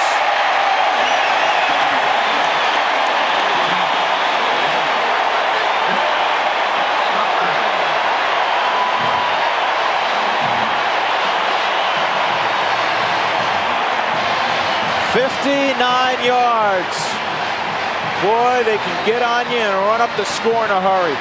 But Green did a wonderful job of keeping his balance there. He's a big guy. He's an excellent athlete, but he also has balance. 17 trips, 140 yards now unofficially for Amon Green. And Brown, another extra point. At one point in time, this was a 7-6 football game. Not any longer. Watch the left side of the line here. Both these guys are going to pull. Tight end's going to do a good job of chop blocking here. It's a counter play, and it's off to the running. But Green's got about 600 pounds out in front of him, and he does a nice job there of making a tackle or miss him. He keeps his balance and keeps going down the field. You know, Frankie Solich, the running back coach, teaches aggressive, violent running here, and that guy, number 30, is as violent and an aggressive runner as they have had here at the University of Nebraska. Well, from one current great runner to a former great runner, not only Greg Bell being a former great runner, but the guy he is situated with now. Greg? Hey guys, I'm down here on the sideline with legendary running back for the Minnesota Vikings, Chuck Foreman, whose son Jay is out on the field right now. Changed his number to number 44, basically in honor of you. Did you give him any tips to tell him what not to do when he's approached by one of those legendary kind of shake and bake backs as you were? Well, the thing he better not do is be aggressive, uncontrolled. You better be controlled and aggressive. That's the best way to handle that. Well, I tell you what, Jay's out here having a great game, guys. Chuck Foreman, you couldn't get you can't get a better grader, shake and bake running back than here. And what do you think about this Amon Green here for Nebraska? Well, I think Amon is a wonderful running back. He's got a lot of talent. He's going to get better. As long as he stays aggressive and attacks when he's running, he'll be the best in the game. Well, thanks a lot, Chuck. Good luck to your son all season long. Back up to the booth. All right, Greg, thank you. And thanks to Chuck Foreman. Remember that pirouette he used to do? And he was one of the all-time great receivers coming out of the backfield. Yeah, and he was one of the first real big backs. A guy that big runs around. And, I asked Jay Foreman yesterday or the other day at practice, I said, what has your dad taught you? You know what he said? He said, my dad taught me how to focus on something. He said, he didn't give me, I'm not a tailback like him. I'm not a great receiver like him. But he taught me how to focus myself. And I thought that was a great tribute to his dad. And this young man, Jay Foreman's got outstanding football intelligence. That's what the coaching staff says about him. He's consistent, he's very bright. Michael Bishop needs to make some plays, and on the option, he turned the wrong way. And now he's running for his life. Oh, big block there on Johnson. And that is a spectacular 3-yard gain, folks.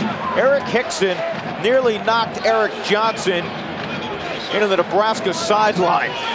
But that's what you get out of a guy like that. He might make the big mistake, he might make the big play, and he might make the crazy play. He runs literally 40 yards here, gets some great blocks, but as you said, only gets a 3-yard gain out of it. That's big-time stuff right there. It's also exciting. He ran 50 to get 3. They rush 5 time, and a completion to the 34-yard line. Making sure he hung on this time is Gavin Parise, the junior from Pasadena. He's another one of those junior college transfers. Set all the records there that Anthony Miller set when he was at Pasadena. Tell you one thing, watch Bishop's release here. He gets back in the pocket. He's only looking at one receiver, and he really releases that football. He reminds me of a lot of great quarterbacks in the NFL that have got that baseball arm, Drew, that can really gun it. And maybe he can throw the ball 100 yards. Maybe you're right. I'm telling you, he has a howitzer. We were watching him warm up. And remember that throw a couple of moments ago, 45 yards on the line. Hickson trying to get to the corner, running downhill. You can't outrun the Nebraska defense. Johnson got there along with Mike Brown. We're at Memorial Stadium in Lincoln, Nebraska. And we're thrilled you're along tonight on FX with Artie Gigantino and Greg Bell. I'm Drew Goodman. The Huskers, after a close first quarter, have started to pour it on in the second and third. Johnson will hobble off. The Huskers lead 34-6. And they are so deep. They have 120 guys suited up tonight on that Nebraska sideline. And Johnson wasn't even the starter. Octavius McFarland was, and he was injured. So now you're looking at the third Will Backer. Movement. Chad Kelsey walked across the line of scrimmage, but Ryan Young might have come out of his stance. And when you're 330 pounds and you come out of your stance, there's no getting back into your stance. No, there isn't. He's a guy that everybody calls Shaq because he resembles Shaq O'Neal. And he is a house. Ryan Young, number 76, is just absolutely huge. He's a house with maid's quarters. Look at that sideline. You talk about a sea of red in the stands. There's a sea of red on the sideline from 30 to 30. And more yellow hankies. But one of the reasons they have so many players is the great walk-on program that they have here. They encourage walk-ons. 5-yard penalty. Second down. It's been well documented, the finest walk-on program in the country, and nearly half of their top 88 players, that's 4 deep, folks, nearly half are from the state of Nebraska and were walk-ons. And 3 right now are starters, and what Coach Osborne does, he saves 4 or 5 scholarships each year to give to a worthy walk-on. And I think it's a great program. Second down, 21. Bishop hands it off, and Hickson, battling for yardage, wrestled down by Mike Brown. Tell you what, Mike Brown, 5'11", 205, he's the rover, and he'll come up and really smack you. Well, he looked like Ronnie Lott on that one coming out of the secondary. You're going to see him come here on the right of your screen. He's going to come up. He's going to balance up. He's going to lower his shoulder. He's going to wrap up the running back and drag him down. That was a big-time play. He reminds me of a guy like Ronnie Lott or Tim McDonald, some of those great safeties we had when I was coaching at USC. Well, those are two pretty good players. It was all coaching. Yeah, I know. And the pass wide of Darnell McDonald on 3rd down. So James Garcia will have to punt it. Eric Johnson's got his foot off, and unless you're a place kicker, that's not good. Like you said before, though, Garcia might be one of the busiest guys in all of Lincoln tonight. He should get 2 letters just for tonight alone. He might. He's not over yet either. There's James. You know why he's an All-American candidate coming in. 48 yards average here in Lincoln tonight, and this is another very good punt. Tough to return, and Nebraska's going to try to return it. This is Brandon Harrison finally being corralled. Travis Oaks down in the neighborhood. Jeff Kelly was there covering the punt. Huskers 34, Wildcats 6. Huskers leading the Wildcats 34-6. And tomorrow on FX Major Movie Sunday, Brad Pitt is Johnny Suede. A rock and roll singer dreaming of stardom finds a pair of shoes that make all of his wishes come true. When he loses them, he'll do anything to get them back. Don't miss Major Movie Sunday tomorrow at 8, 7 Central on FX. And a short gain, Cephas Scott comes up and tackles Amon Green. A pickup of just a yard. Well, the one thing you know Nebraska is going to continue to do is pound the football up inside, go outside. I think you're going to see him, though, in this series, Drew, maybe try to get outside with the option a little bit more. The one thing about this offense and Tom Osborne, they are very, very, very patient people.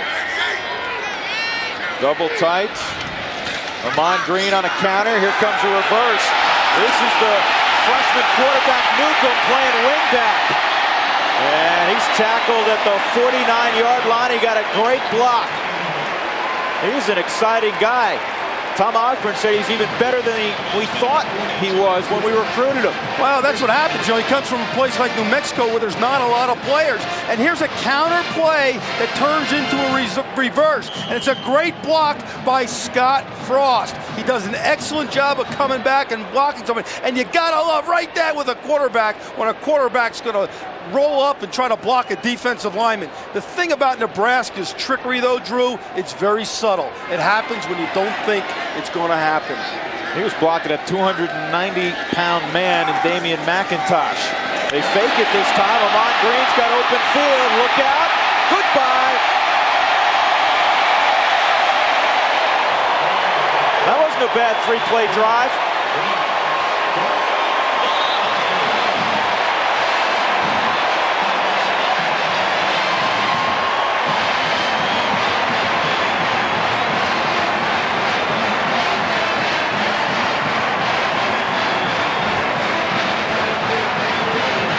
Amon Green, 192 yards on the ground.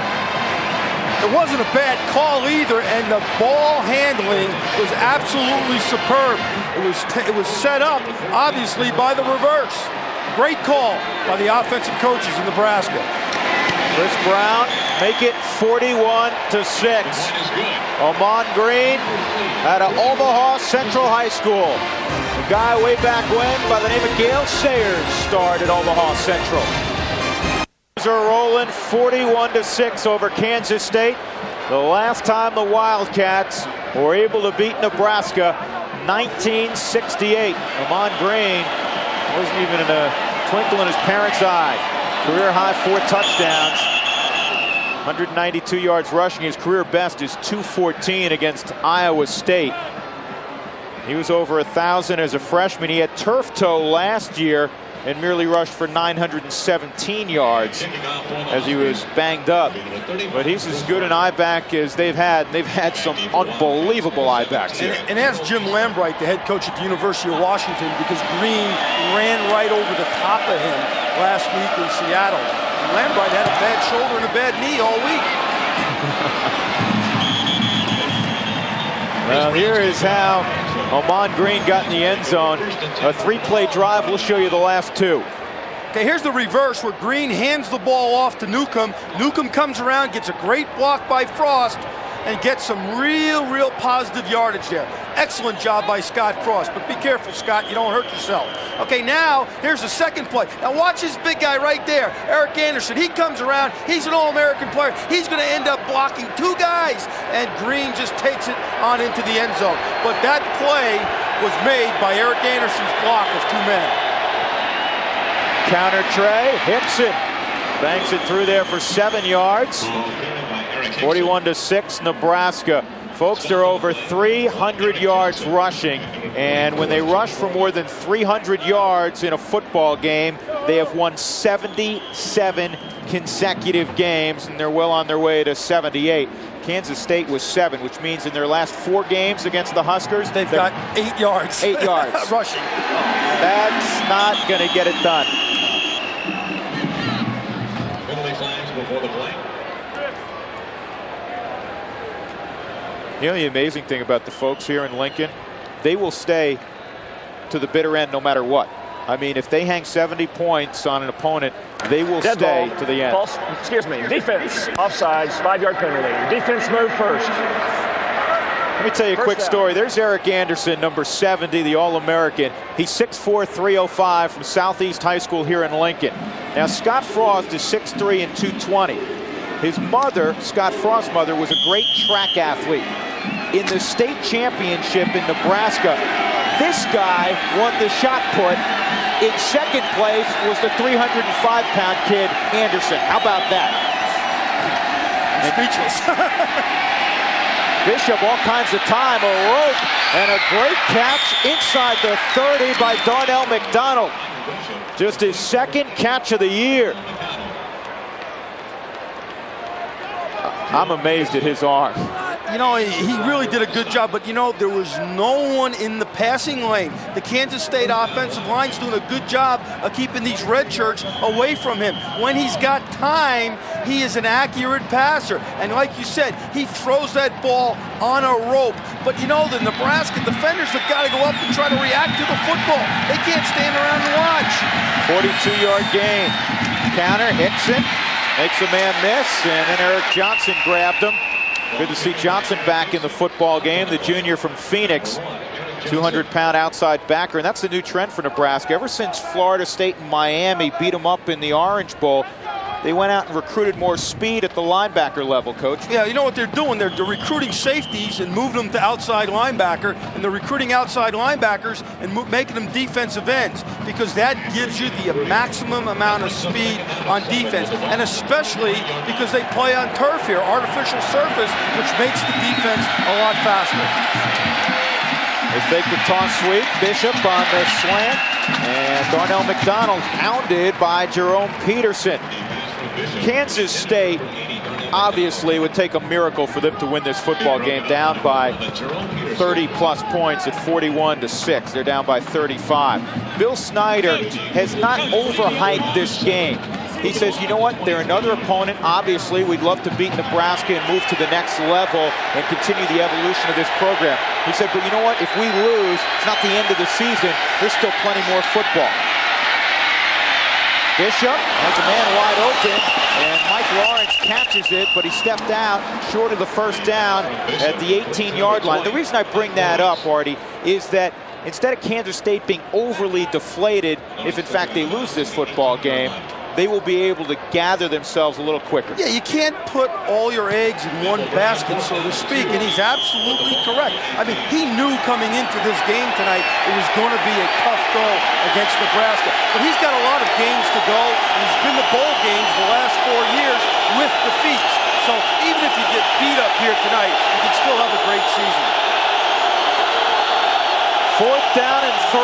Kansas State going for it. Nebraska comes with a blitz up the middle. Bishop in trouble. How did he get out of there? First down, Kansas State. That is what he brings to the table. Unbelievable athleticism. They had him dead to right, 6 yards deep in the backfield. Great escapability. And one of the tough things when you're blitzing, if you come clean when no one blocks you, you gotta slow down a little bit. If you don't, big guys like Bishop can avoid you. And that's exactly what happened to Jay Foreman that time. He had a clean shot at Bishop. You gotta bring yourself under a little bit more control and make the short tackle, not the hard hit. I'm not so sure Bishop's middle name isn't Houdini.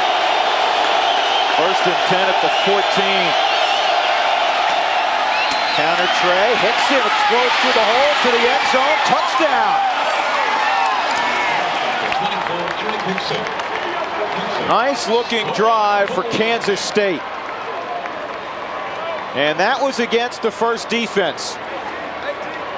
Ron Hudson, the offensive coordinator, said he really wanted to run the counter play, which is exactly what they did on that play against Nebraska. Texas ran it effectively against Nebraska last year in the championship game. And that time, the Kansas State offensive line executes it perfectly. Brian Goolsby had a great block at the point of attack, the 250-pound junior fullback. And Kansas State will go for two. They botched an extra point early in the game. Trips to the top. And in the flat, they tried to get it to Mike Lawrence. The ball was tipped at the line of scrimmage, and the two-point conversion is no good. Little trickery there, Drew. Thrown against the grain, so to speak. Let's go back to the touchdown run. Okay, watch Kendall Jaycox here. He's the center. He is going to block back here, and they're going to block back here. Watch what happens. Good block on Foreman by number 74, Kendall Jaycox, which springs it, and Hickson just does an excellent job of re-accelerating up the field. That's exactly the way the Kansas State offensive coaches drew that up during the week. And as I said, Texas ran it effectively against Nebraska in the championship game last year, and Kansas State thought that they could execute it tonight. 41-12, Nebraska. That man doesn't look too happy. That's not a happy face. And I can't blame him. Joe Walker and Shevin Wiggins back deep for Nebraska. What happens in these situations, you know, the first half went fairly fast, but now it seems like it's going to go on forever because you have a lot of reserves playing, and for Kansas State, it just this next 15 to 18 minutes is going to take an hour, number one, real time, but for them it's going to seem like 10 hours.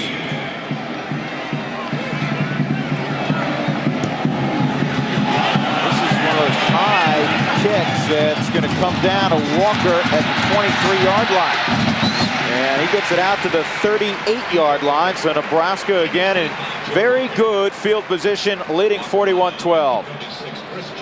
Well, tomorrow, America's most watched pregame show is back on the road, and it'll be live from Green Bay. Then don't miss a key NFC Central battle as the 5-0 Buccaneers will clash with World champion Green Bay or other regional action. Turn to your local Fox station for all the action at noon Eastern, 9 a.m.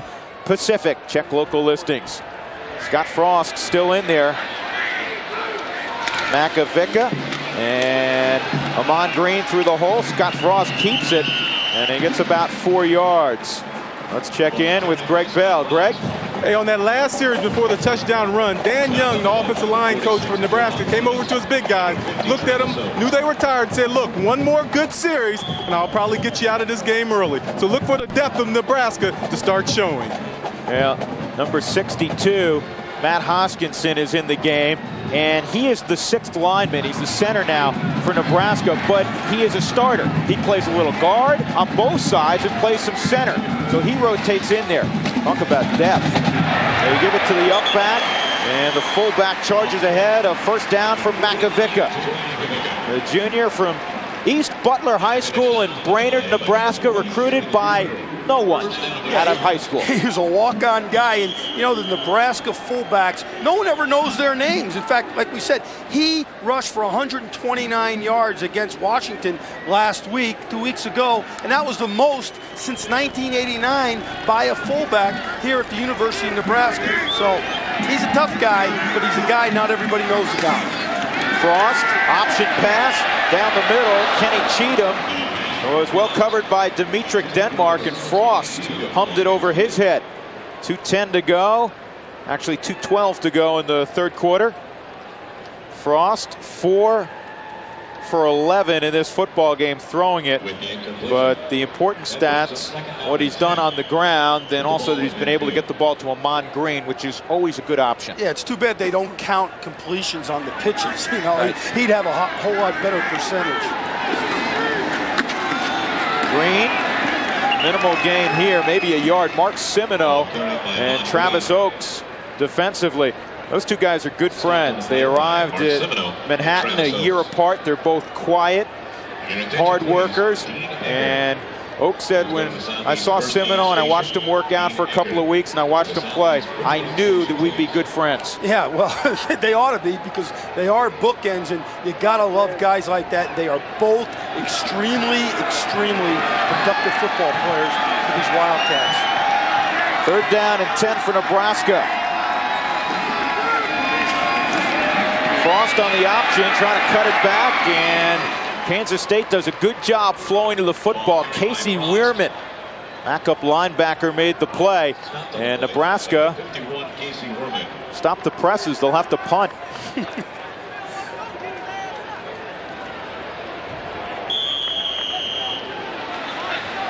I'll tell you what, Jesse Cush, the punter for Nebraska, he's like the Maytag repairman. They never use him. They never use him. No, he's an interesting guy. His dad played safety on the 1970-71 National Championship team. He's an athlete, and you know what? He's a big heavy metal fan, so he's a guy that beats quote to his own drummer. I like that. Yeah, so Artie, if he's a heavy metal fan, I'm not hanging out with him after the game. David Allen on the return, trying to squirt free. A lot of effort on that return. Gets to the 23-yard line. Well, a reminder, Tuesday on Fox Sports Net, don't stings for the times in your area.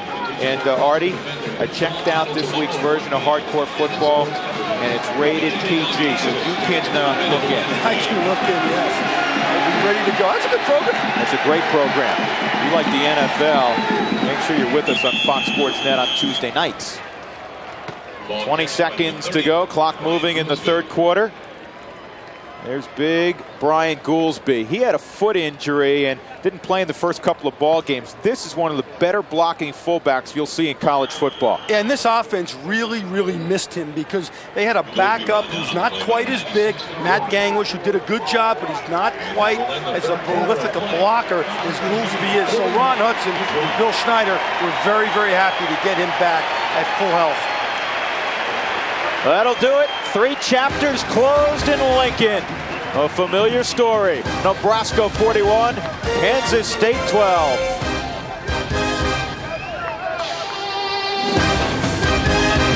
Lincoln, Nebraska. The Cornhuskers leading the Wildcats 41-12. Drew Goodman, Artie Gigantino, Greg Bell from Memorial Stadium. 2nd down and 8 for Kansas State.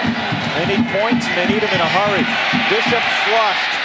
And his pass short of Eric Hickson in the flat.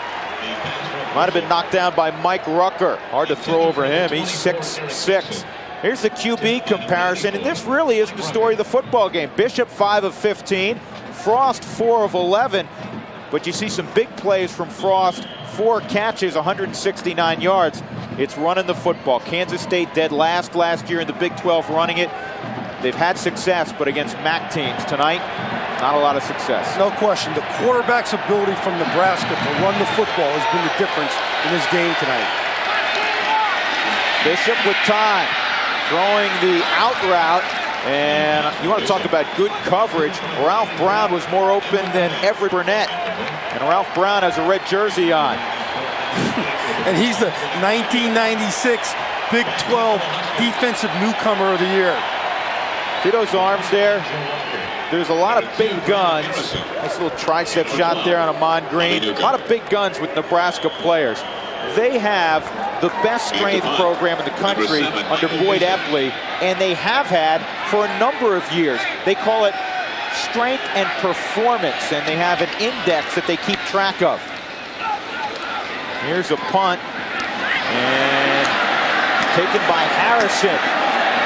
Harrison gets to the corner and runs out of bounds. And, you know, Michael Bishop punted that football. He's the backup punter. Right, that's the second punt he's had this year. And, you know, that just goes to show you what kind of athlete he really is. And it wasn't bad form from what I could see from up here. And I'll guarantee you, if he could have, he would have made a tackle on that play. You're going to see him here. He catches the ball, bobbles it a little bit, drops it. That's pretty good form. Little work, he might be doggone good at it. There doesn't seem to be much he can't do. He'd be good in a punt, pass, and kick competition. I think he's too old, though. Probably too old. He's won a few old days. Frost. And he tossed it to Jay Sims in the football game. Jay Sims. We talked about the performance index a moment ago. He has the top all-time performance index. That includes a number of lifts, a 10-yard pro shuttle run, a 40-yard dash time. This guy, the best conditioned athlete ever at Nebraska. And you know what? He's the third-team I-back. Yeah, the problem he's had is the injury bug. You know, he's been hurt, and, you know, not against him, but it's just little freak accidents, a twisted ankle here, a pulled muscle here. So he is, when he's healthy, he can really do something in this Nebraska offense. Billy Leglade at fullback, and knifing in there and making the play was Dyshawn Carter, the cornerback. And he tripped up Jay Sims, and it will set up third down. That'll be interesting here now to see how many passes Nebraska throws. They're obviously trying to run out the clock. They're walking back to the huddle, slowly trying to utilize as much time as possible and then just get out of here with a win. That chin strap is interesting. Well, he's probably got a cut or something on it, and that's to protect it from getting an infection. Bobby Newcomb is in the football game at a wing back. Scott Frost looking at a 3rd and 7. Frost throwing, complete, first down yardage to Kenny Cheatham. The 6'4" junior from Phoenix hauled it in. It's kind of lonely sometimes being a wide receiver at Nebraska. Yeah, it is, because you're not going to get the ball very much. But that last formation was a new formation that Nebraska put in a week ago. And it's 4 wide receivers in the game, which is a little different here. But Tom Osborne said they want to open it up a little bit and give defenses different things to get ready for. And the next opponent will have to get ready for that formation. Slot to the top, now Wiggins in motion. Pressure coming, they get the screen away to Sims. He has blockers. With the escort, Sims to the 29. Tripped up by Jeff Kelly. Scott Frost paid for getting that screen pass off. You know what, though? He has got a sixth sense as to when to throw that ball. He did a nice job of dropping back that time, giving his lineman enough time to get out in front of him, holds it, fades back, and throws the ball. That was picture-perfect screen mechanics by a quarterback. And it's also great blocking out in front of Sims by the offensive line. Makovica back in at fullback. He gets the football, and he takes a few licks. Gets about 2 yards, and he'll jog back to the huddle. Damian McIntosh made the tackle. Makovica, another one of those big weight room guys. They all are here. 9 strength coaches.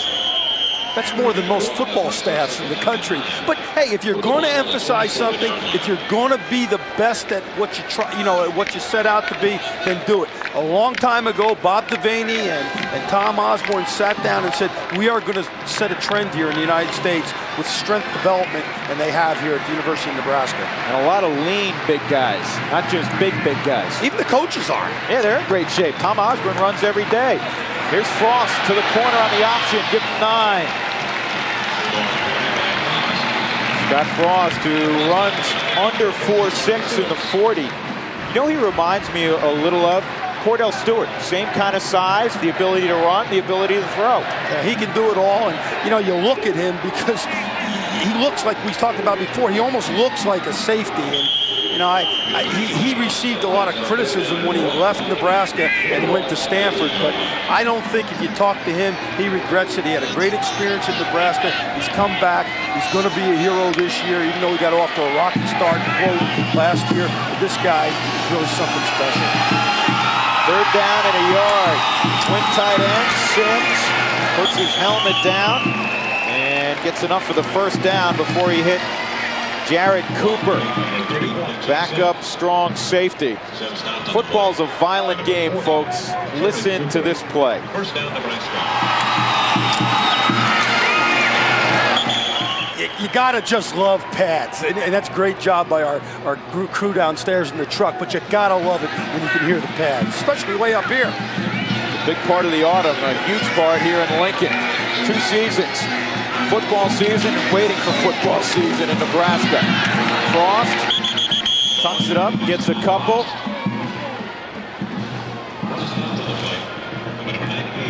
Andre Rowe made the play defensively, the junior from Boca Raton, Florida, by way of Fort Scott Community College. They really recruit that Jayhawk Junior College Conference. Well, there's a lot of good quality players there, and you have a chance to really evaluate the players, you know, in that league because you're so close. And there's a lot of good junior college players playing in the country today.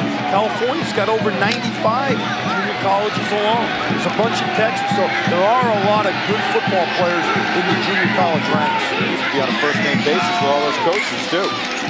Here's Sims, busting up the middle to the 5.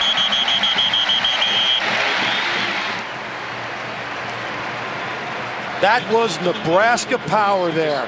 Straight Nebraska power play. And they are just trying to wear down this Kansas State defense. You're going to see it coming right at you now. It's the right guard's going to pull around, the fullback's going to lead, and Sims is going to lower his shoulder and get up the field. That is called violent running and aggressive running by the running back, Jay Sims. He gets another chance. Jay Sims stays on his feet. To the 2, 1, touchdown. Oh, man, what a run that was.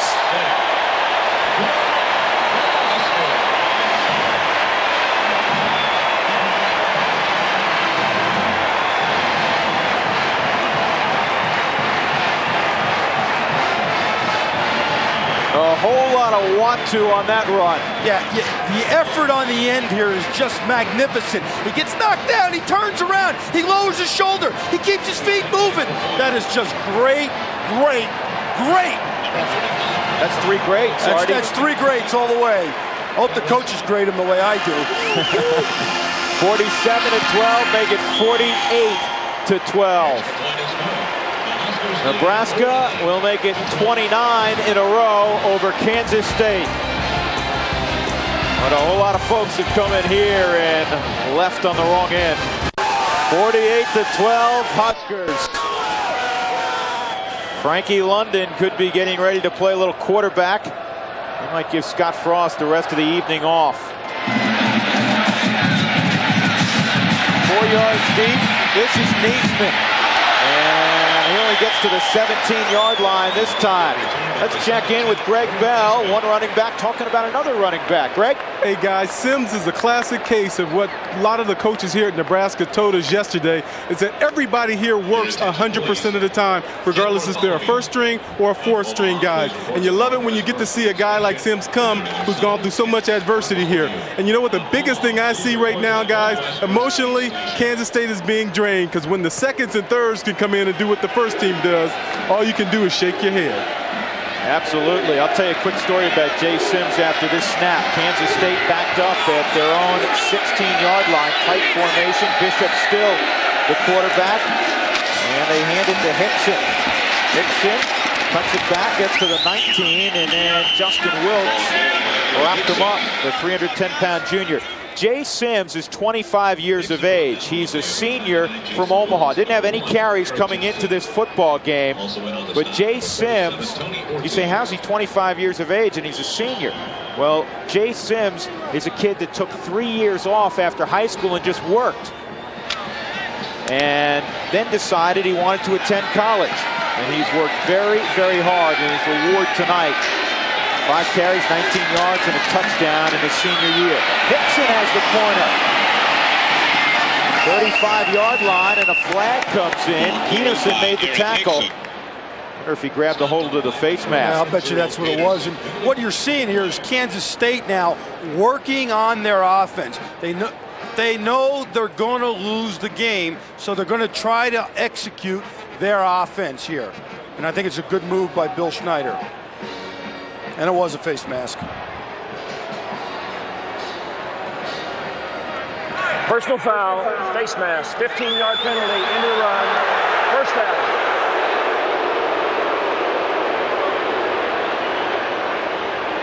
Watch the fullback here, Gangwish, right here. Watch the great block that he throws on this play.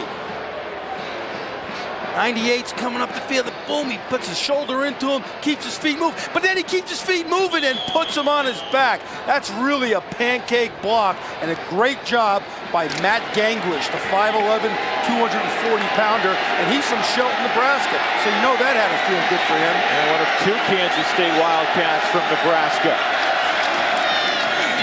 Bishop looks to the backside, nothing there. Now he's going to heave the bomb into double coverage, and all right, now he let that go at the 40, and it landed at the goal line. So that was 60 yards, and the ball looked like about 12 yards off the ground. Do you think he can get it 93 now? He might be able to. I still want to see him do it before I pass judgment, but he has got great arm strength, and if he can just control it, and if he can work within the confines of the offense, he might have a good future here. Obviously, tonight's going to be a disappointment for him, but what he's got to do, he's got to get better next week and a little bit better the week after, because he hasn't played very much. This is only his fourth game. That's right. His last loss, state semifinals in high school when Willis, Texas went down. Bishop on 2nd and 10. Given time, there's a strike and through the hands of his intended target, Darnell McDonald, who took a lick. Well, you don't want to hang your receiver up like that, because if the ball's in the air over the middle, a defender is looking around, lurking around, looking to lay the wood onto you. And that's what happened that time. Let's just hope he just got the wind knocked out of him. I know I sound like a broken record. We have a great view because we're up high. But that was another 40, 45-yard pass on a rope. Yeah, it is. And like I said, he's a good baseball player. He's got a good arm. And the thing that has to develop for Kansas State, not only Michael Bishop has to mature as a quarterback and get used to playing at this level, completely different level than the junior college ranks, already as you've pointed out, but this receiving crew, very young. Kevin Lockett led them last year, 2nd-round pick of the Kansas City Chiefs. The cupboard was bare when they went to practice in the spring. Right, they have 2 junior college players and they're 2 deep at wide receiver. But I think maybe one of the biggest problems they're having, quote, with the passing game is Michael Bishop was not there during spring practice. And there's an adjustment period for junior college players, especially a quarterback. And here's a replay of it. The ball is thrown high, but I tell you, it looks like McDonald just gets the wind knocked out of him the way he came down. But if he would have been in a little bit more of an inside position, he could have really gotten knocked out. And it was a good job by the Nebraska defenders, especially Harrison, number 2, going up for the ball and playing the ball and the man. That was a double kill shot by Clint Finley. He got McDonald, and he also got his own man. 3rd down and 10 as McDonald makes his way to the bench. College Park, Georgia, his hometown. Nebraska sends 5, turn in, good strike, and it is complete for a first down to Gavin Parise. See, that's the kind of passes that he's got to throw. It looked like he looked the safety off that time, but they're curl patterns about 12 to 14 yards deep. This guy does not throw the long ball well, but what he does, he throws the intermediate route well, and it did look like he looked off the safety. That was a nice job that time by Bishop. And what you're going to do if you're Ron Hudson, the offensive coordinator, and Bill Schneider, the head coach, you're going to say, hey, this is progress here being made with this young, talented quarterback in the 4th quarter. Slot to the near side, out of the gun, Bishop. And that ball was knocked down. He had a man open. And you see Michael Bishop indicating the ball was tipped. 9:19 to go in the 4th quarter. Nebraska 48, Kansas State 12 from Lincoln. The Huskers trying to win their 39th consecutive game at home. They haven't lost a conference game since '92. Here's a great trivia question. Who was the last team during the regular season? And Texas won the Big 12 championship over Nebraska last year. During the regular season, name the last Big 12 or Big 8 school to beat Nebraska. All right. Nope. Here's Bishop on a QB draw. Breaks a tackle. Bishop to the 15. He's a lot of fun. He can make plays. Knocked down by Brandon Harrison. Boy, is he one heck of an athlete. The coaches were right about that. And, you know, you asked me, why did they recruit him? Because he's not a polished quarterback. Well, that's why they recruited him, because they saw sparks of greatness with this guy when he makes some things happen and his escapability. But now you got to somehow, like we talked about, corral it a little bit and get it into the offense. And that guy will do it, because this guy is one of the great coaches, definitely one of the top 10 in the country today. He's been the National Coach of the Year on a couple of occasions by different publications. Hickson tries to cut it back. Nebraska swarms to the ball. Mike Rutger through the knockout blow. Number 84, the junior from St. Joseph, Missouri. Getting back to our trivia question. November 1992, Iowa State in Ames beat Nebraska 19-10. That's the last time Nebraska lost in conference, 31 3/4 games ago. Was it snowing that day or something? A guy by the name of Marty Seiler, little option quarterback for Iowa State, had a big day. Bishop looks left and now lobs toward the end zone, and he throws it out of bounds. He was trying to get it to DeAndre Robinson, transfer from SMU. And what Nebraska's trying to do tonight, and I think they've been successful at it, they're trying to stay in their pass rush lanes. Charlie McBride did not want to stunt and run a bunch of elaborate pass stunt things with their defensive line tonight. He wanted to just stay in your lanes and make Bishop try to beat you with the pass. And don't allow him to scramble by keeping him contained in the pocket and let those two defensive tackles push up the field. I thought it was the right strategy by that guy as far as handling Bishop tonight. 3rd and 10 for Bishop. Pressure. Scramble time. Look at this. 10 to the 5 to the 4. Ball carried He by is Michael something. Bishop. Rucker finally there defensively, along with a few other red jerseys. Michael Bishop, he can go 1-on-11 and make people miss. Well, you know, he kind of ignores the first guy who's around him. He always does that. Look at him. He just ignores him. His eyes are down the field looking for the second guy. He is a big-time threat when he's got that ball in his hands. And I'll tell you, if I was choosing up sides for a street game, I would take this guy on my team. He'd be number 1. He would be number 1 in my draft. 1st and goal at the 4. Bishop will walk in. Touchdown, Kansas State. That was a Michael Bishop drive, almost exclusively. Almost exclusively all Michael Bishop. And, you know, again, it seems like he's settled down. Obviously, the game is a little bit out of reach. Does a good job of faking into the line here. But there was no question in his mind that he was looking into the corner of the end zone there, and he was going to take the ball into the end zone himself. A little bit too late, obviously, for Kansas State to come back. But again, I think Ron Hudson and Bill Schneider are looking at the next game and the progress that this young athlete has made tonight. You know what? He has not played poorly at all in front of 75,000 folks here tonight in Memorial Stadium. Option, end zone. He goes up over the top. Number 7 is pretty darn special. He's on the short end, however, right now. 48-20, Huskers, 7:35 to go in the 4th.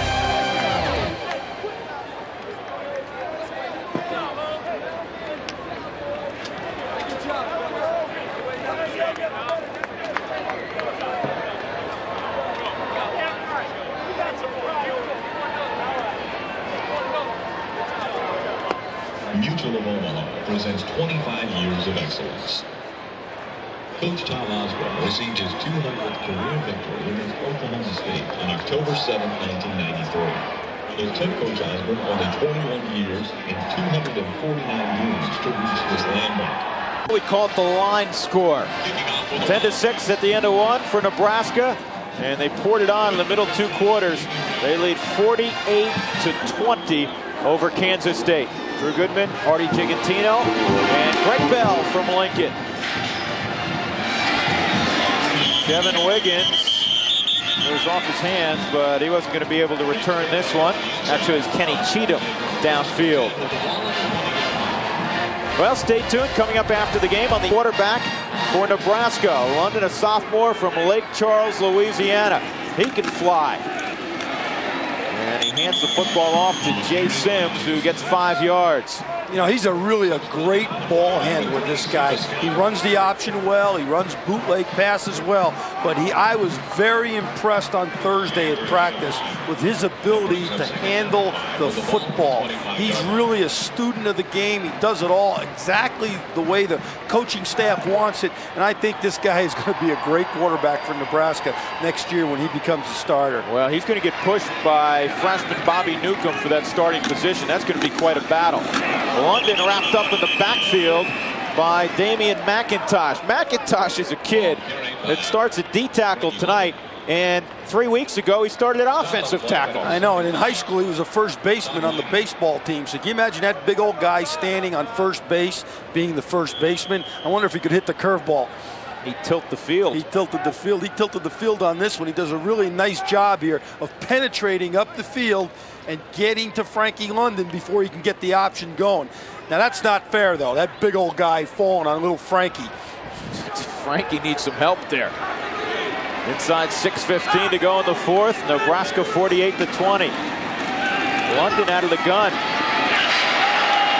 And this pass is going to fall harmlessly to the turf at Nebraska. You know what? The trend has been to go to natural grass around the country, but they won't change things, I don't think, here in Lincoln. And they shouldn't. Number one, it helps their team speed. If you're an option team, you want to have artificial turf because I think it helps your speed. Number two, it helps the pass rush and the defensive speed of Nebraska. Right now, only 3 teams that I know of, Colorado, Washington, and Nebraska, 3 teams that are, top 20 schools, so to speak, have artificial surface. A lot of teams have gone to grass, Drew, because of recruiting, because there's an injury factor that's greater on an artificial surface. But as a defensive coach, I love artificial surface. Phil LaFleur, backup punter, in for Cush. And that's not a bad punt. Caught by Allen, and he is erased almost immediately downfield. Making the play was Vanderbosch, number 83. 48-20 our score, 5:55 to go in the fourth. We shall return right after these messages on FX. Football on FX is brought to you by GTE, the official telecommunications consultant to the NCAA. We're in the state capital of Nebraska. And tonight in Lincoln, the Huskers have rolled again. They're up by 4 touchdowns. Kansas State, Bishop still at quarterback. Throwing it down the middle, that's intercepted downfield. Still with the football is Walker. Joe Walker, one block, and he could get in. Oh, baby, what a return that was. 71 yards for Walker. Put him at tailback.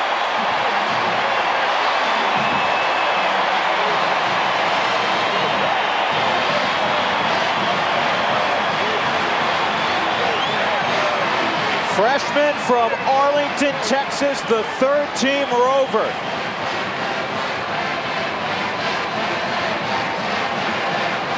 Boy, Michael Bishop, he really takes a beating.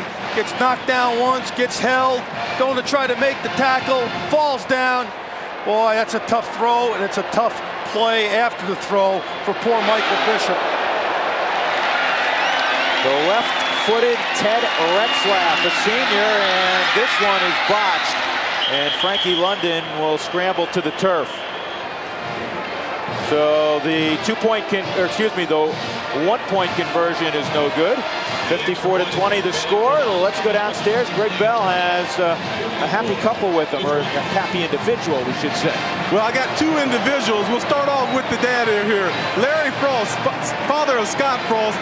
Larry, what kind of performance were you expecting? And is this everything you were expecting from Scott when he transferred from Stanford? Oh, I think so. We're just real happy for the team and the fact that they won a couple big games in a row and headed in the right direction. All right, congratulations. Now on the other side, I've got to go to one of his other former coaches, Carol Frost, his mother. Has Scott been on the phone with you trying to get some coaching tips the way you led him to a state championship in the shot put?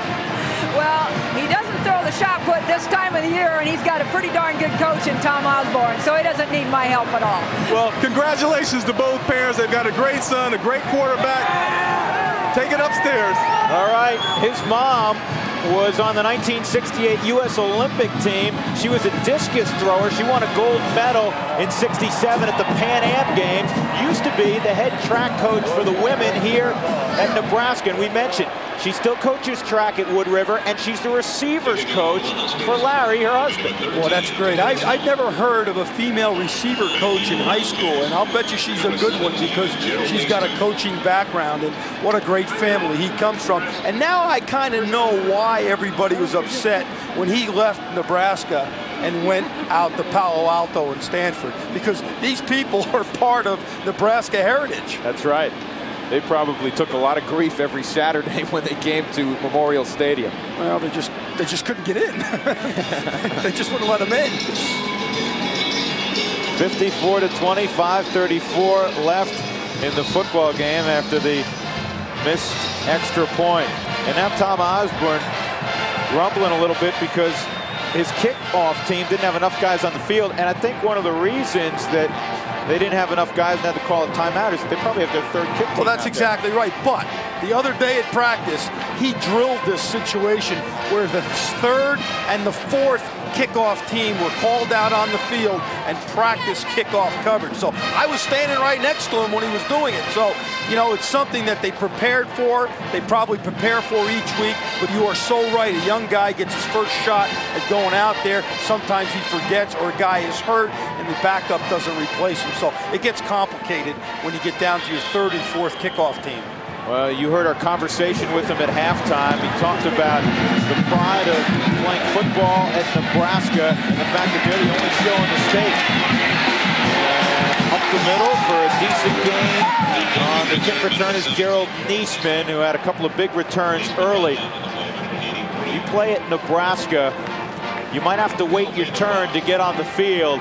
But generally speaking, you will get a turn at some point because they win so many games by big margins. And so you might be 17B. That might be your uniform number because there's 17, 17A. You might be the third number 17. Well, yeah, but you're going to, like you said, you're going to eventually play. But believe me, the coaching staff from Nebraska prepares every player that suits up for a game to get ready to play somewhere during the year. And it was very impressive the other day when I was out here. There had to have been 150 guys suited up for practice. And like I said, when you start practicing your third and your fourth kickoff coverage team, you know you've got a lot of depth in all positions. That's John Zadiska, senior from East High School here in Lincoln. His older brother Rob, a terrific lineman for the Huskers, now with the New York Giants. He, Rob, and his other brother Steve, all high school valedictorians. How about that for a family? Bishop goes down. He was sacked. Brandon Drum was in there.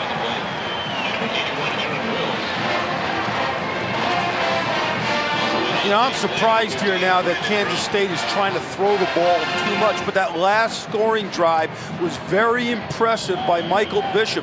84 yards, he had 32 rushing, 18 yards passing. Let him run the ball a little bit more and get this offensive running game going for Kansas State. They've got 73, 74 yards already tonight. Trying to get 100, break the streak. Out of the gun, he'll drop back into his own end zone. Now they run the shuttle, and Hickson is wrapped up. 96, that's Steve Warren. Sophomore from Springfield, Missouri. They just keep rolling players out there, and they're all around. Used to be mentionable when you were 300 pounds. Now you kind of blow it off. Yeah, and you know about Warren that the coaches were telling us the other day, he looks like a fire hydrant is what Charlie McBride said about him. His body fat percent is 13%, which is amazing for a guy that weighs 295, 300 pounds. So that guy's been in the weight room too. 3rd down and half an acre for Kansas State. And whistles come in. And there was still time on the play clock. Dead ball, false start offense, 5-yard penalty, half the distance, repeat 3rd down. Right now, Kansas State would like to pack their bags and get back on the bus. Here's an interesting fact. You know, playing in the junior college ranks, you bus wherever you play, especially in the Jayhawk League. He's only been on one flight as a college football player. That was the opener to Northern Illinois because they bussed last night from Manhattan. It's only about a 2.5-hour drive. Give you an idea of the inexperience for this club. Ball's on the ground. Will Kansas State get it back? It'll either be 2 points or 6 points. On the play.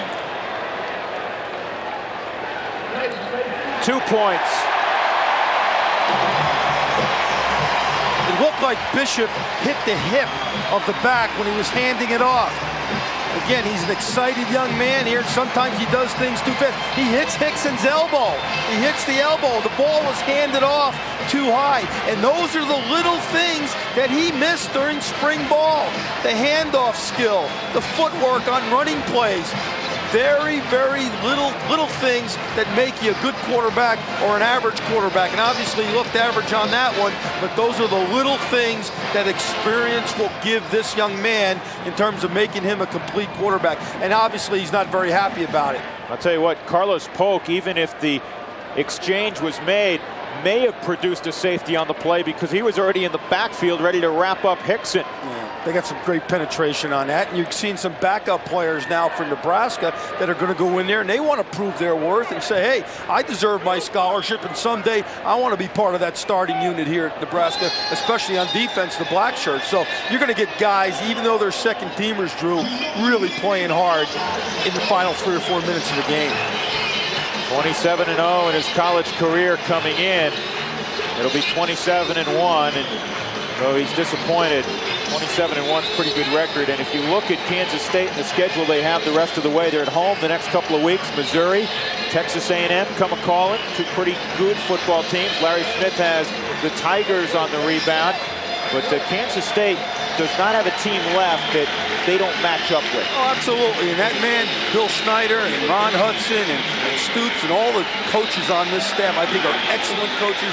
They've done a great job so far of guiding this football program. They've got a young team. They've recruited well, and they're going to have nothing but a very bright future, which they've had a bright past the last 9 years, so they'll be fine. But don't let this game lose the next game for you. Kenny Cheatham from the 14-yard line. To the 36-yard line goes Cheatham, and we go downstairs to Greg Bell again. Greg. Guys, I think one thing we learned tonight is, of course, the AP and the UPI didn't start the season looking at Nebraska, but I'm sure after this week they'll start talking about Nebraska as a possible national championships. On the other side of the field, look for Kansas State to learn one thing from this. They're young, they're inexperienced, but they gained a lot of knowledge out of this game, and I expect them to come back and be a contender in the Big 12. All right, Greg, thank you. Nebraska came into this game number 3, Kansas State at number 17 in the AP poll. Frankie London showing his wares. He got 10 yards there. Frankie London once ran a 10-500 meters. He looks like he can run it. And, you know, speaking of the polls, I think now is when the polls start to take shape, as you see Frankie London trying to wiggle his left leg loose there. But the polls don't mean anything at the beginning of the year, Drew. Now, after you've played 4 or 5 games and people know what kind of football team you have, or when the polls start to mean something. Now, the Orange Bowl has to be pleased. Nebraska might be playing in the national championship game in the Orange Bowl. Good news, Corral Buckhalter Dan Alexander is in the game, but that was Dan Alexander, 38, not 36, actually. Casey Weirman made the stop. Dan Alexander, a redshirt freshman from Wentzville, Missouri. There's 38. He's a 250-pound I-back. And he runs, we keep mentioning times, he runs 4.5 in the 40. That's unfair, Coach. And he's got big arms, too, and he looks like a linebacker, believe me. Fourth I-back in the lineup, Alexander. Well, he took a shot. Shooting through the hole, number 48 for Kansas State is Shelby Weirman, who is the younger brother of Casey Weirman. Shelby is a sophomore from Derby, Kansas. Casey is a senior. Both are linebackers. There's Shelby. Of course, his brother Jeff was a defensive back at Kansas in the late 80s. Pretty good player also. And both brothers said they modeled themselves after a linebacker by the name of Mike Singletary, who used to play for the Bears. A good guy to model yourself after on and off the field. Frankie London to the 45. All you have to do is watch Nebraska, and you see why they're able to score so many points on even good football teams like Kansas State, because the 2s and the 3s and the 4s are starters at most programs. Well, it's called depth, my friend. It's called depth. And they coach every player in this program exactly the same. While the second team is doing something, the third team is down at another end of the field executing the run game or the passing game. They coach every player as much as possible in this football program. Alexander. And he's not going to go far. 44 making initial contact was Monty Biso. He's a true freshman, a parade All-American. And they recruited 3 parade All-Americans this year at Kansas State. There's Biso. He's so good they had to pull the red shirt off him. They wanted to red shirt him, but Mike Stoops went to Bill Snyder. He said, I need this guy. And they had never before recruited a parade All-American to Manhattan. Yeah, and this guy is going to be the future of this defense here at Kansas State. He was the state high school discus and shot put champion. He's a motor player, very much like some of those guys at Nebraska, and they absolutely love him. I'll bet you he ends up starting before the year's over for Kansas State. Bishop will tuck it up again toward the sideline, and Michael runs out of bounds after an advance of about 6 yards. He's still going strong. There's Mike Stoops on the right. 56-20, Nebraska with 1:12 to go. You know, he's not going to be a happy guy, but he's got to take the positives of tonight and build on them. He's an emotional young coach, obviously comes from some great bloodlines in the coaching profession, but he will get this Kansas State defense playing exactly the way he wants it before the year's over. Second down and 4 with 1:13 left. Give it to Hickson. He explodes up the middle. And he's tackled from behind, but he gets it all the way to the 23-yard line. Clock stops as they move the chains. 1:05 to go.